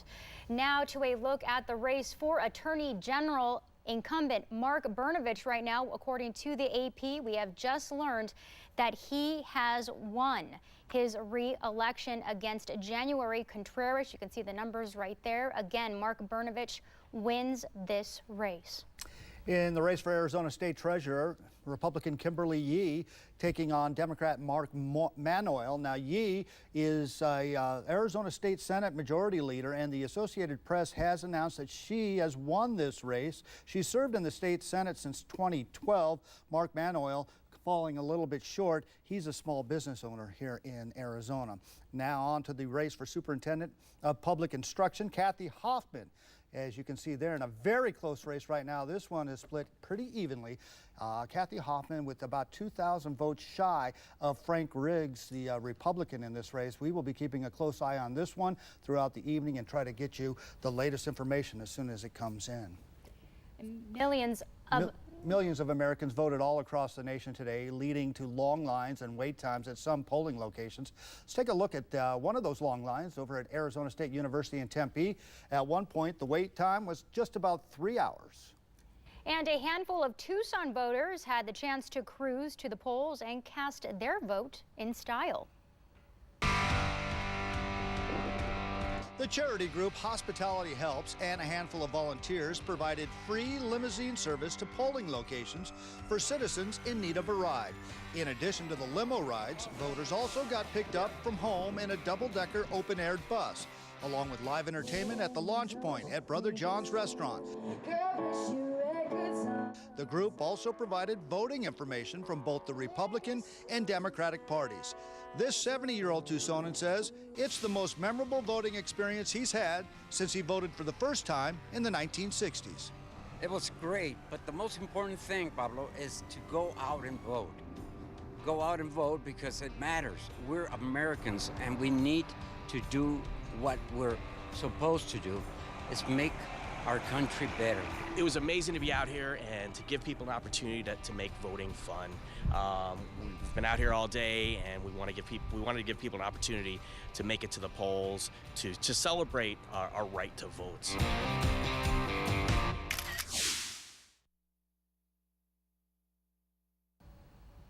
The midterm elections are being watched with a close eye for any cyber attacks at a government center in Arlington, Virginia. The National Cybersecurity and Communications Integration Center is always in use, monitoring critical infrastructure, but there are more people there on Election Day. Cyber and Communications Response Center, it is a classified space in a DHS building and is used to gather information, track cyber issues, and then disseminate information and alerts as needed. The weather caused a few issues for voters in North Carolina, but not the weather issue you might think about. High humidity levels, making it difficult for paper ballots to be fed through tabulators at 20 precincts in Wake County. County elections officials are working to ensure voting areas are kept as cool and as dry as possible by using air conditioning and keeping doors closed whenever possible. And back here in Tucson, not much to worry about weather-wise. But there were some weather problems on the East Coast for a time today. Yeah, and maybe I'm the least hardest working person in the building today, so I'm going to give you two a break right now, and I'm going to talk about the weather for a couple minutes. We appreciate that. Regroup and get your stuff together. Fantastic work tonight. Let's take a look outside on this comfortable election evening. 62 degrees. Last check at the airport. Dew points 38. South-southeast winds at 6 miles per hour. So temperatures a little bit warmer tonight at this hour than they were last night. As cool as 55. Sabino Canyon 58. Eastsiders, and warmer up in Oro Valley 63. Foothills currently at 63 as well. Tucson Estates at 62 degrees. But once you make your way down into the higher environs of places like Santa Cruz County, 46 down in Sonora, upper 40s Wilcox. It's 52 degrees right now in Bisbee. Look at this. We call this the big bubble of no trouble. That's an area of high pressure that is just raining across the western states. Good thing about this is the high pressure is not parked right on top of us. If it were, we'd be much warmer than we are. It's close enough that we're warm in the daytime, cool in the nighttime hours, and yes, a lot of sunny skies to boot. What happens over the course of the next couple of days? Well, that high pressure cell moves off to the west, and we get the influence of a little trough of low pressure. Not going to offer us much in the way of clouds, wind, or rain, certainly, but it will start to cool us down a little bit as we make our way. Really, each and every day, we take a couple of steps down in that downward direction to give us some cooler air, more typical that we might see this time of year in November. All right, here's your forecast then for tonight. 50s for lows, low 50s, and daytime highs. Once again, warm, about 6 or so degrees above average, into the low 80s for the city of Tucson. We'll bottom out pretty chilly tonight in Wilcox, 42, 48 Bisbee, 45 Tombstone, with your daytime highs back into the 70s. So pretty typical, I would say, November weather, a couple degrees above average. 83 it is tomorrow, a whole lot of sunshine. 80 on Thursday, a little cooler. We'll go upper 70s on Friday, and check out the weekend right now. 75 on Saturday. Of course, we have our walk to end Alzheimer's on that day. 76 on Sunday, and Monday and Tuesday, yeah, we see some more cool air filter its way on in. 75 on Monday, 74 on Tuesday, and those nighttime lows also coming down into the mid to upper 40s. I mean, it's November after all. I think it's awesome when it's a little bit cool in the morning. You can grab your cup of seasonal coffee, whatever that apple pumpkin spice stuff is. I'm not a big fan, but I know a lot of people are. And enjoy, roll up those sleeves during the daytime hours. Enjoy the sunny skies and warm, pleasant temperatures, nothing hot. Yeah. I know. I love it. Yeah, it's great. All right. Well, as the votes continue to come in tonight, we want to make sure you're getting all the latest results. We'll get those to you coming up right after the break. Right now, though, we want to take you outside and take a look at Broadway and Wilmot right here. It's kind of quiet out there on the roads. Maybe people staying inside after casting their votes on a very busy election day. We'll be right back. Arizona Complete Health reminds you, just like school sports tryouts and annual checkups, substance abuse prevention should be part of your family's conversation. Be a champion for your health. A policeman stopped. Yeah, it was the lady parked next to me. I called my wife. My dad got up in the middle of the night. My neighbor helped me out. I called a tow truck.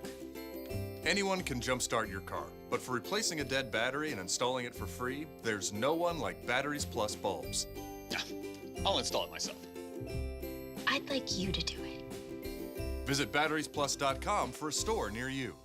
It's the Lazy Days RV Salute to Savings Sale. Shop the nation's top selection of RV brands in every price range and budget. Save on hundreds of new and pre-owned RVs like this Coachman Catalina Trailblazer, $167 a month. Visit Lazy Days RV, I-10 exit 264 in Tucson. Real people, steel people. They want real power, real options,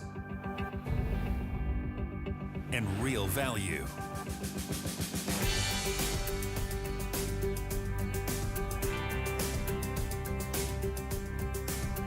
This fall, get a real solution. Get a Steel.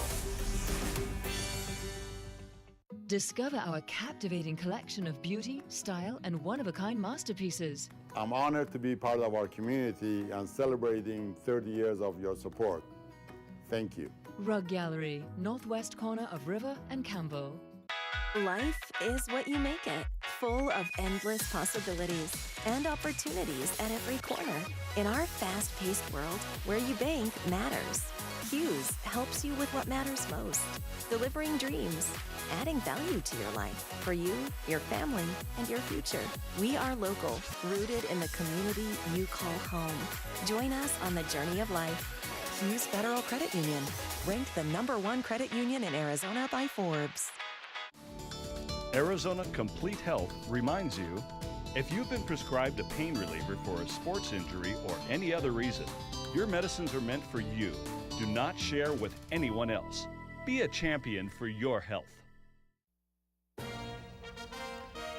Welcome back. As the votes continue to stream in tonight, we want to make sure you're getting the latest results. Yes, so speaking of that, let's take a look at those numbers for some of those major races. All right, this evening we have those results in for one of the most watched races in the country. We have right now Republican Martha Mcsally.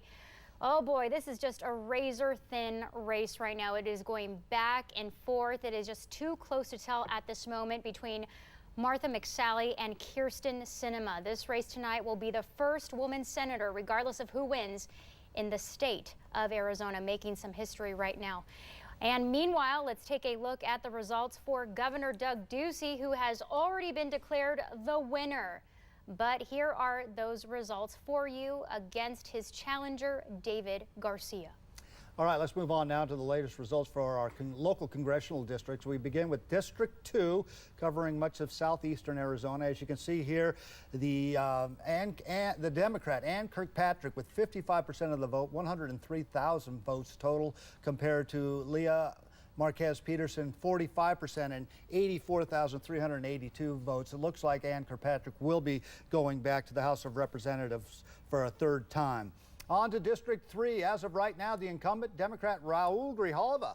He's been serving in the House of Representatives for quite a while, since 2003. He's now 70 years old, and he has been declared the winner in this district with 61% of the vote over Nicholas Pearson. Now, let's check in with Congressional District 1. The incumbent, Tom O'Halloran, is a Democrat coming in with just about 52% of the vote at this time. Wendy Rogers, a former Air Force pilot, coming in with 48% of the vote at this time. Still a little too close to call for us at this point in the evening. And make sure to stay with us here on News 4 Tucson. We will have the most up-to-date results for the other major races in Decision 2018. The decision is in. The voters have spoken, so what happens now with our bad roads? Investigating for you. The Pothole Prop. Tomorrow on News 4 Tucson at 10.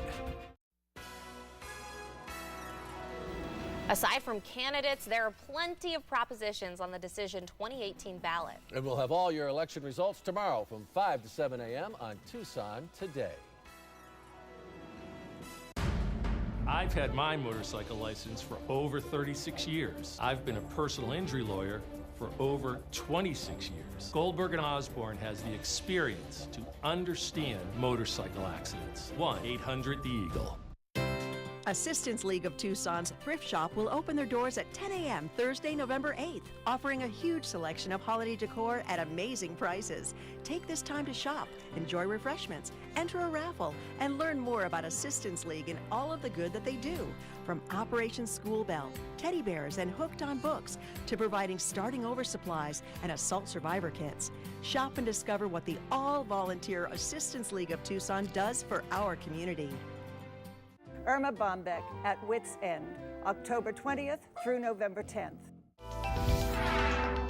For Your Health at KVOA.com features a wide variety of health information, life-improving facts, and lifestyle tips you can use now. Take an active part in your wellness with Jade Star Acupuncture and Wellness. Your path to wellness begins at Jade Star Acupuncture and Wellness, your healing team. Improve your health and well-being. Visit For Your Health at KVOA.com. Family coming over for Thanksgiving and need new flooring? Call today and your new flooring will be installed by Thanksgiving or it's free. Get free in-home shopping and savings up to 63%. Call 800-EXPRESS. Got a tip for the News 4 Tucson investigators? Email investigators@KVOA.com or call 955-4444. Whether you've been seriously injured in an accident or it's your first accident and you're not sure what to do, call Goldberg and Osborne. We'll get you through this challenging time and get you the most money possible. 1-800-THE-EAGLE. And welcome back to Decision 2018. We have some updated results for you right now in the battle for Secretary of State. We have Republican Steve Gaynor right now in the lead with 51%. Now, Gaynor, a businessman and a graduate of Harvard Business School, is a longtime Arizonan. He was going against Katie Hobbs, who right now is at 49%. Now let's move on and take a look at the race for Attorney General. Incumbent Mark Brnovich, according to our sister station 12 News, he is the projected winner against January Contreras. In the race for Arizona State Treasurer, it pits Republican Kimberly Yee against Democrat Mark Manoil. Now, Yee has been declared the winner by the Associated Press tonight, and as you can see, she has 56% of the vote, and Mark Manoil, a local businessman, with 44% of the vote. Yee is an Arizona State Senate Majority Leader. She's been serving in the state Senate since 2012. Now on to the race for Superintendent of Public Instruction. This one is really close. Kathy Hoffman with 50% of the vote, and Frank Riggs with 50% of the vote. Right now, Frank Riggs is leading by 620 votes, so this one will likely be carried over into the morning hours before we can declare any type of winner. A lot of races to keep a close eye on, so make sure to stay with us here on News 4 Tucson at 10. We will have more election coverage when we come back. Hi, I'm Irma Bombeck. I'm witty, full of wisdom, and confounded by the absurdity of everyday life. Come see me at Irma Bombeck at Wits End at the Temple of Music and Art. Oh, you'll need a ticket. ArizonaTheater.org. It's an RV Super Show in the air-conditioned Pima County Fairgrounds. Prices slashed on an incredible selection of discounted new and used motorhome, trailers, and fifth wheels. Free parking and admission. Mark your calendar. The RV Super Show at the Pima County Fairgrounds starts Thursday.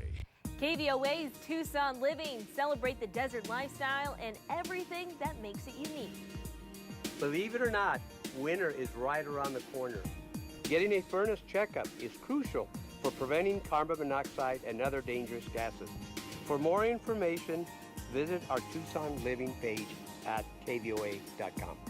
Whether you were born here or new to Tucson, we've got everything you need to know at KVOA.com's Tucson Living. The birds and the boys have been going at it for generations. And Sunday night, it's that time again. Cowboys, Eagles, all eyes on the next round. All eyes on Sunday Night Football. I'm Robert Grab of Grab in Durando, and I've been helping Tucson accident victims for over 30 years. Call Grab in Durando, 333-3333.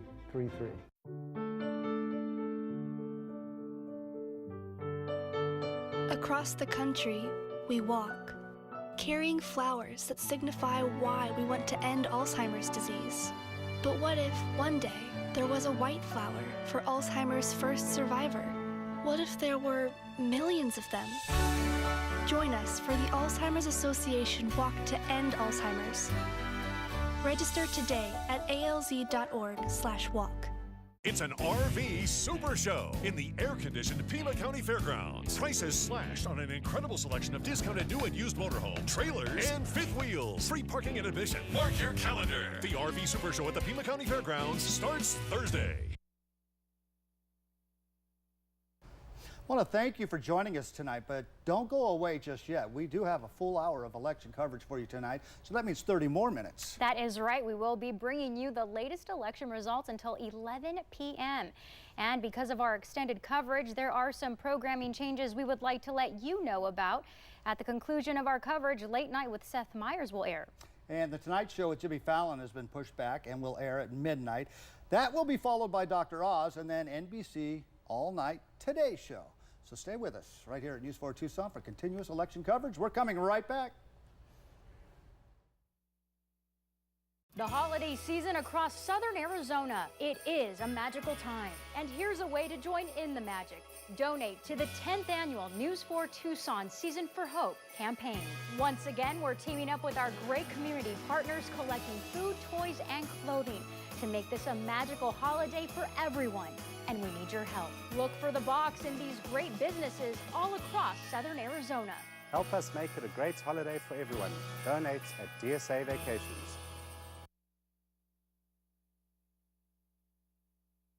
Investigating for you. This is News 4 Tucson. Hello there again. Thank you for joining us for our extended election coverage here, election 2018. Yes, we still have results coming in for our biggest races right here in Arizona, including the historic Senate race. Here are the latest results that you can see. Republican Congresswoman Martha Mcsally, very close call right now between her and her challenger, Democrat Kyrsten Sinema. You could see right there, very razor thin. These two women will make history tonight, regardless of who wins. Arizona will elect its first woman senator. News 4 Tucson's Aaliyah Shahid is at the Republican Watch Party in Scottsdale. Aaliyah, what can you tell us about this race and Martha Mcsally and Kyrsten Sinema? Well, John, Angelique, as you just mentioned, a razor-thin race, still much too close to call. I'm here at the Arizona GOP party, and when I was here earlier, and I was talking to you earlier, it was very busy, but you can see it behind me now.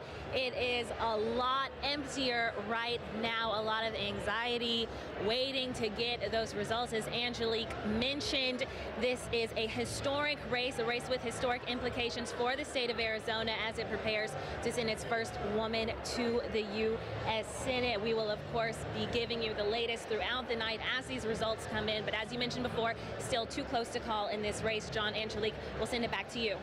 Aaliyah, thank you. Meanwhile, News 4 Tucson's Eric Fink is at the Democratic Watch Party in Phoenix. Yeah, Eric, last time we checked in with you, you said you had not heard from Kyrsten Sinema. Have you seen her? Any sight of her at this time?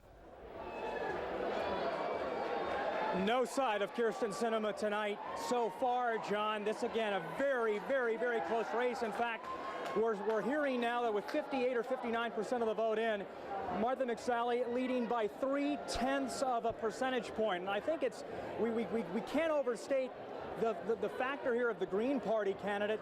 That's Angela Green. She dropped out on Thursday of this race and threw her support behind Kyrsten Sinema, but her name remained on the ballot. And right now she's pulling at 2.5% of the vote. So that makes a huge difference with a razor-thin margin like this. Again, we hope to hear from Kyrsten Sinema tonight. Nothing so far from Sinema, and Sinema's camp tells me they remain optimistic. They remain cautiously optimistic that late votes, late independent voters will break for them. That is the latest right here from Phoenix at the Democratic Watch Party. I'm Eric Fink, News 4 Tucson. Back to you guys.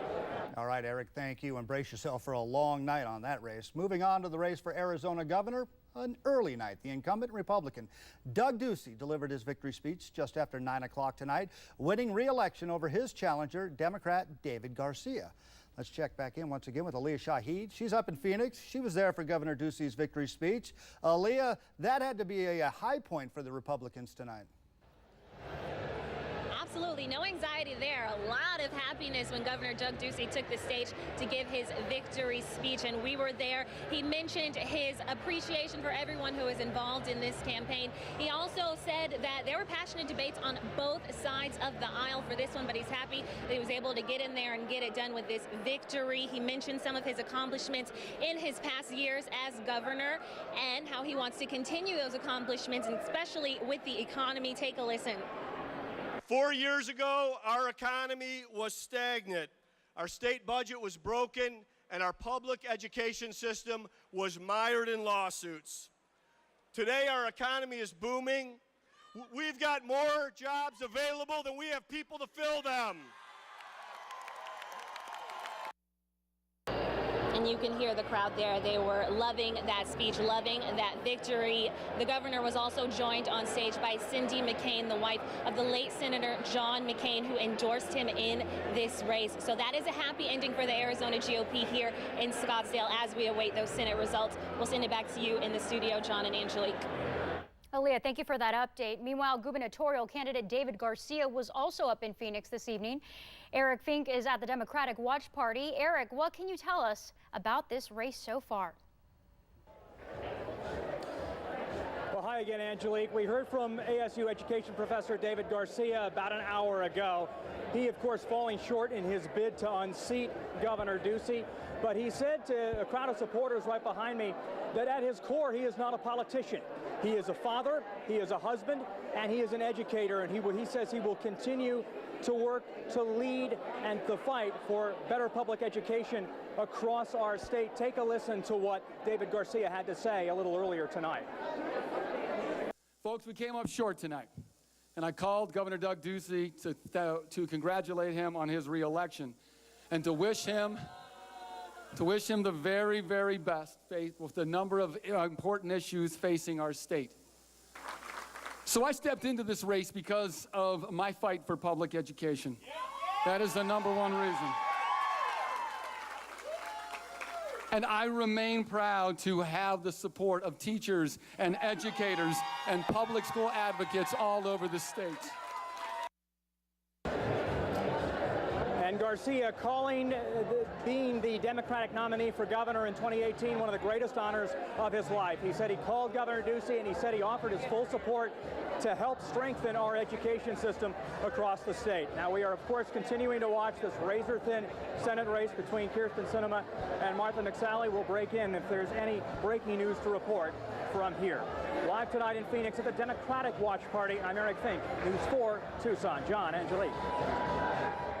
Thank you. Now, one of the major races here in southern Arizona tonight, Congressional District 2, Democratic candidate Ann Kirkpatrick, the former Congressional District 1 Congresswoman, is going back to the House of Representatives after winning Congressional District 2. She was running up against Republican candidate Leah Marquez Peterson. She's a former CEO and president of the Tucson Hispanic Chamber of Commerce.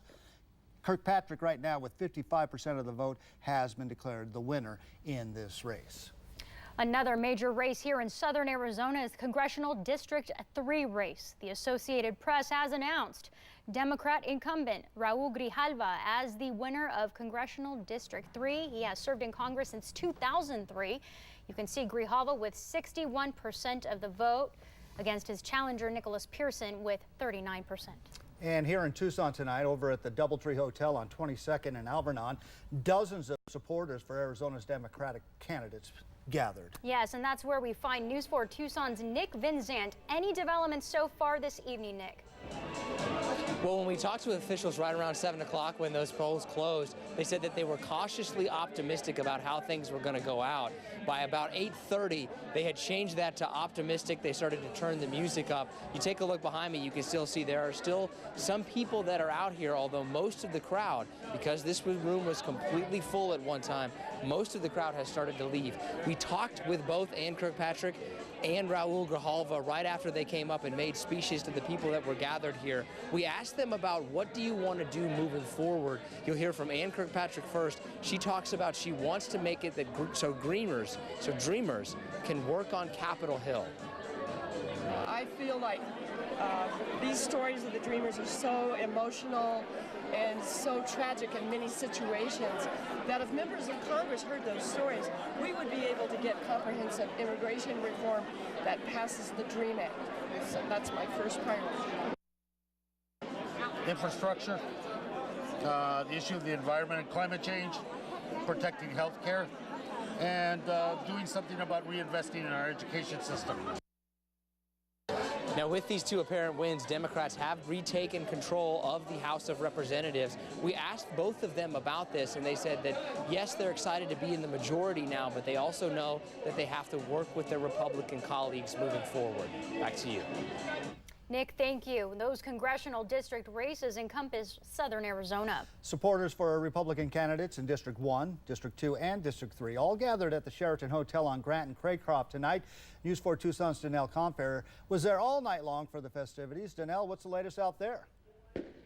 Well, earlier this evening, Leah Marquez Peterson gave her concession speech and congratulated Democratic and Kirkpatrick. Now, they've already started, as you can hear, popping balloons and really closing up. But we also were able to speak with Nick Pearson, who is running against Rahul Grijalva right now. Grijalva leading by 21,000 votes. Now, Pearson says he's optimistic. In fact, he's not counting a loss quite yet. He's going to wait till numbers come in tomorrow. Let's hear from both of them. This race really was about the community, and so thankful to my family and the volunteers and so many people in this room who made calls and reached out to voters for me. So disappointed, but so appreciative of the community support. And what's your next plan?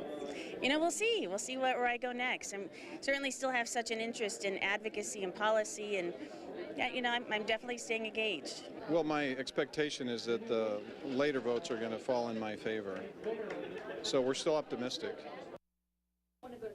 So again, Pearson says he's still optimistic and going to wait on some results coming tomorrow. He says his campaign manager said that Yuma County might have some votes that he's hoping can make him win.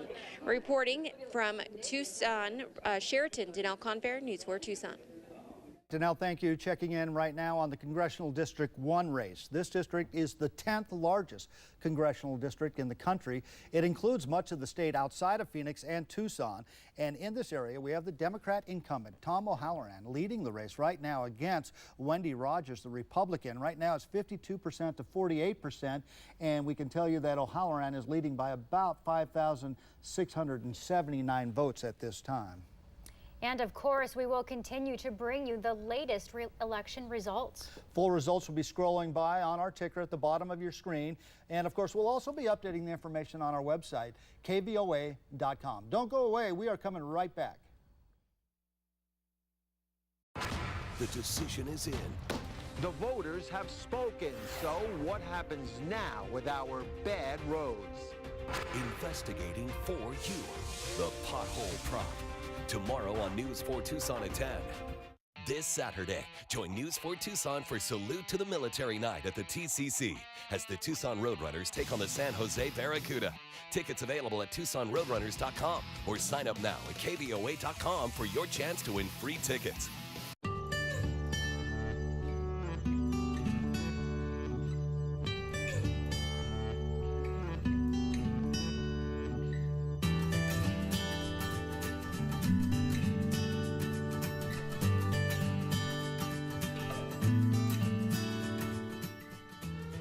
Discover your special friend at SaveTheSaveable.com.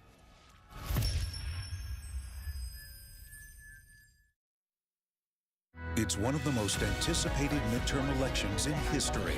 Turn to NBC News for expert political coverage. Every single vote really does count. If you get elected to the Senate, would you support an effort like that? In-depth analysis of every race from across the country. This is the district the Democrats think is one of the most flippable in the country. Do you feel like an underdog in this race? To your local team. The three Republicans How will it impact you?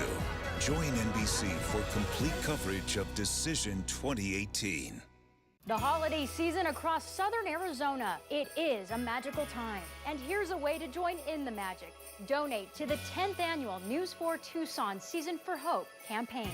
Once again, we're teaming up with our great community partners collecting food, toys, and clothing to make this a magical holiday for everyone. And we need your help. Look for the box in these great businesses all across southern Arizona. Help make it a great holiday for everyone. Donate at any location of Economy Pool.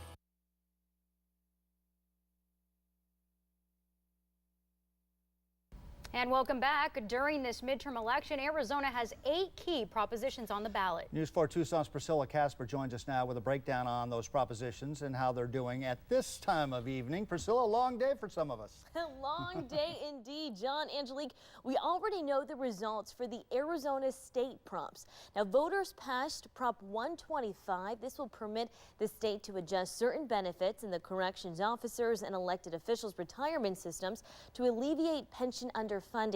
Now, Prop 126 would prohibit the state and each county, city, town, district, or other political subdivision in Arizona from imposing new or increased tax on services.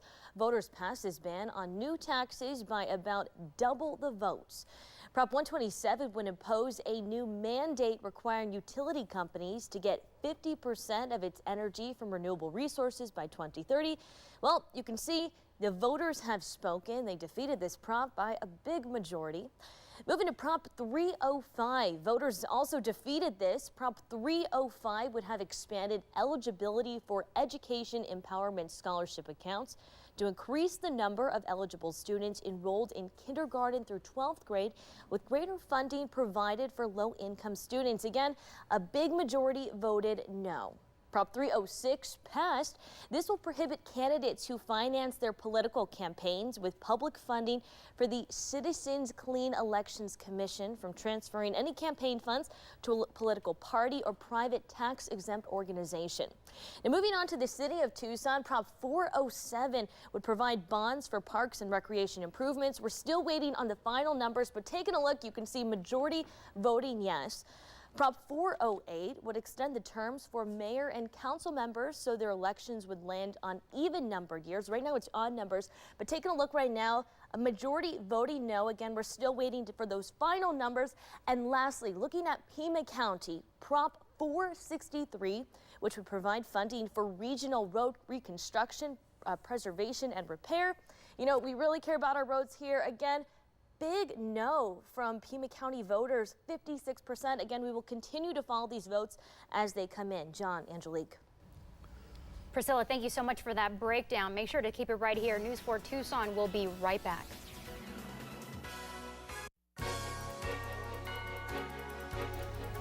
Decision 2018 is expecting high voter turnout. Aside from a number of candidates for state and federal offices, there are plenty of propositions on the ballot as well. Make sure you wake up with News 4 Tucson. We have all of your election results plus reaction from the winners and losers. Last call for the 80s. Weather and traffic with your Wednesday hour-by-hour forecast, and when the 70s make a comeback. We'll see you tomorrow morning on Tucson Today.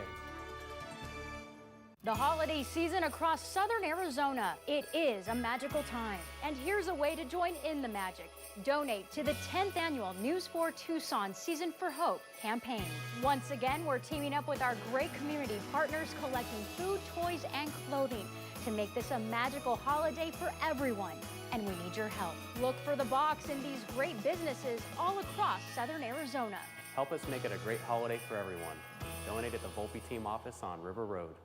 Students, ever wonder what it's like to build a road, a bridge, or a skyscraper? Find out at the 5th Annual Southern Arizona Construction Career Days, November 7th and 8th. This event is designed for high school-age students. It gives them the opportunity to get hands-on experiences, learn from construction and utility professionals, and interact with possible future employers. Take the first step towards an exciting career at the Southern Arizona Construction Career Days, November 7th and 8th. The event is free, but you must register in advance. Visit our website today. Arizona Theater Company's new season, Seen in America. 6 Broadway caliber productions created in and for Arizona. 6 diverse stories, a kaleidoscope of the American experience.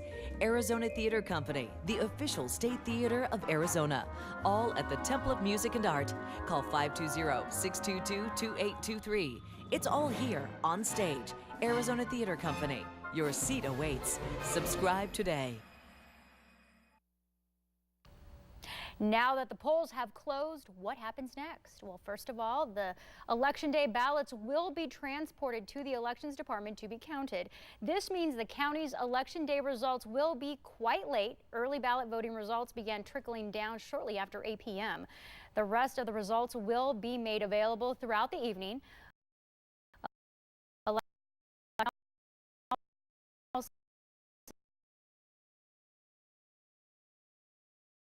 Estimates counting won't end until 3 a.m.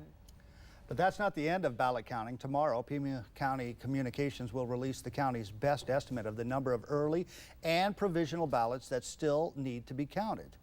To keep tabs on the races, you can visit recorder.pima.com. The results will be updated every evening. That counting takes place until all the ballots have been counted.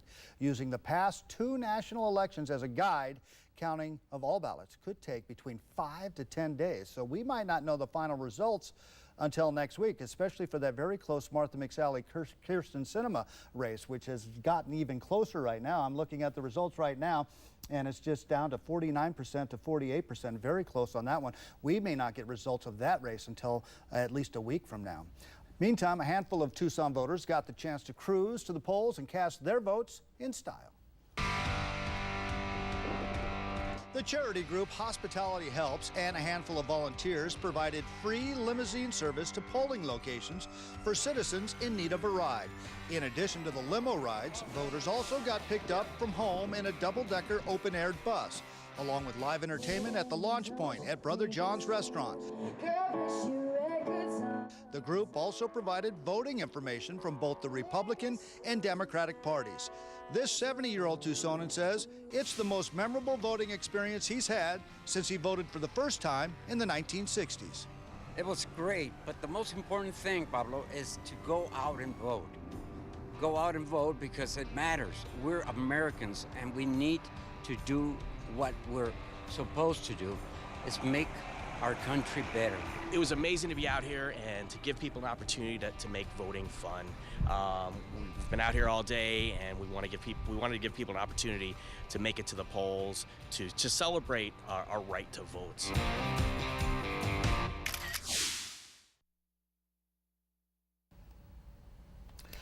All right, as the votes continue to come in tonight, we want to make sure that you're getting the latest results. They keep getting updated, and we want to make sure you are on top of it. Yes. Speaking of on top of it, let's take a look at some of those big races this evening. First, we have the latest results in one of the most watched races in the country. We have Republican Martha Mcsally right now. Again, this is a very close call against her Democratic opponent, Kyrsten Sinema, right now. They are both vying for Senator Jeff Flake's seat at this time. We have Mcsally with 49%, Kyrsten Sinema 49%. And whoever wins this race tonight will be the first woman senator in the state of Arizona. Again, though, this race is still too close to call. Now for the latest results in the race for governor. Governor Doug Ducey announced during his victory speech that he has won his re-election. He battled Democrat David Garcia. As you can see here, these are the numbers for this evening regarding that race. In the battle for Secretary of State, the Republican Steve Gaynor has been declared the winner by the Associated Press in a very close race tonight. He was running against Democrat Katie Hobbs. Gaynor coming in with 51% of the vote, and Katie Hobbs coming in with 49% of that vote. Another race to watch, we have the race against Attorney General with incumbent Mark Brnovich, who, according to our sister station 12 News, Brnovich did win this race against his opponent, Democrat January Contreras. And in the race for Arizona State Treasurer, Republican Kimberly Yee has been declared the winner. She was going up against Democrat Mark Manoil. Yee coming in with 56% of the vote. A big night for the Republican. Manoil coming in with just 44% of the vote. And once again, Kimberly Yee has been declared the winner by the Associated Press. And now let's touch on this race really quick. We haven't seen this one this evening for quite a while. The race for Superintendent of Public Instruction. We have Kathy Hoffman right now. Oh boy, this is a really close one, tied. Currently, her Republican opponent is Frank Riggs at this time. So again, both 50-50. All right, don't go away. News 4 Tucson is coming right back. Stay with us.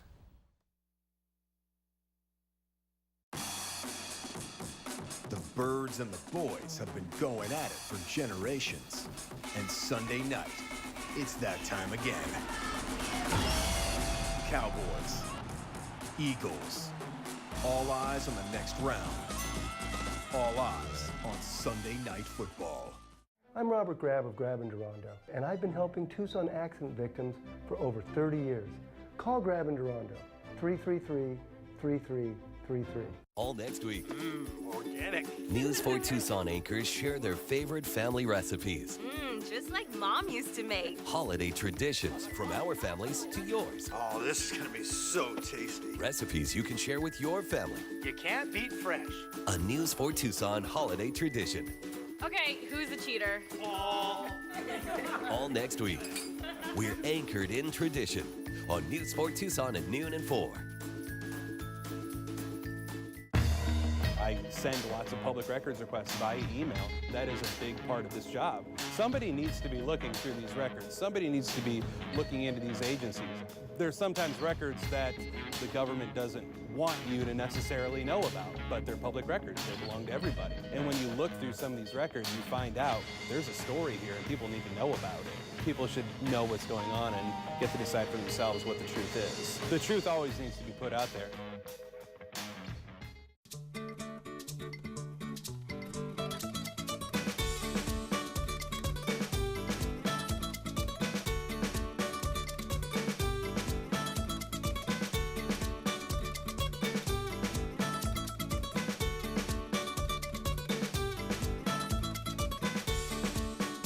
Welcome to the world where you can do anything and be anything.